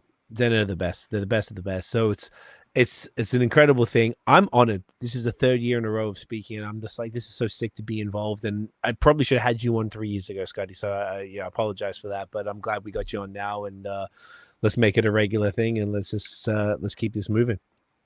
Cheers. Thank you very much. Beautiful. Thank you so much. So stick around. We'll finish up off air. But everybody, thank you for watching and listening. If you enjoyed the episode, smash the thumbs up, hit subscribe below, hit that notification bell so you know when the new drops. Follow us everywhere at BAOS Podcast. Check out the long form audio, Spotify, Apple Podcasts. Give us 5 stars, not for me, but for Scott, for the OCB, for Ontario Craft Beer.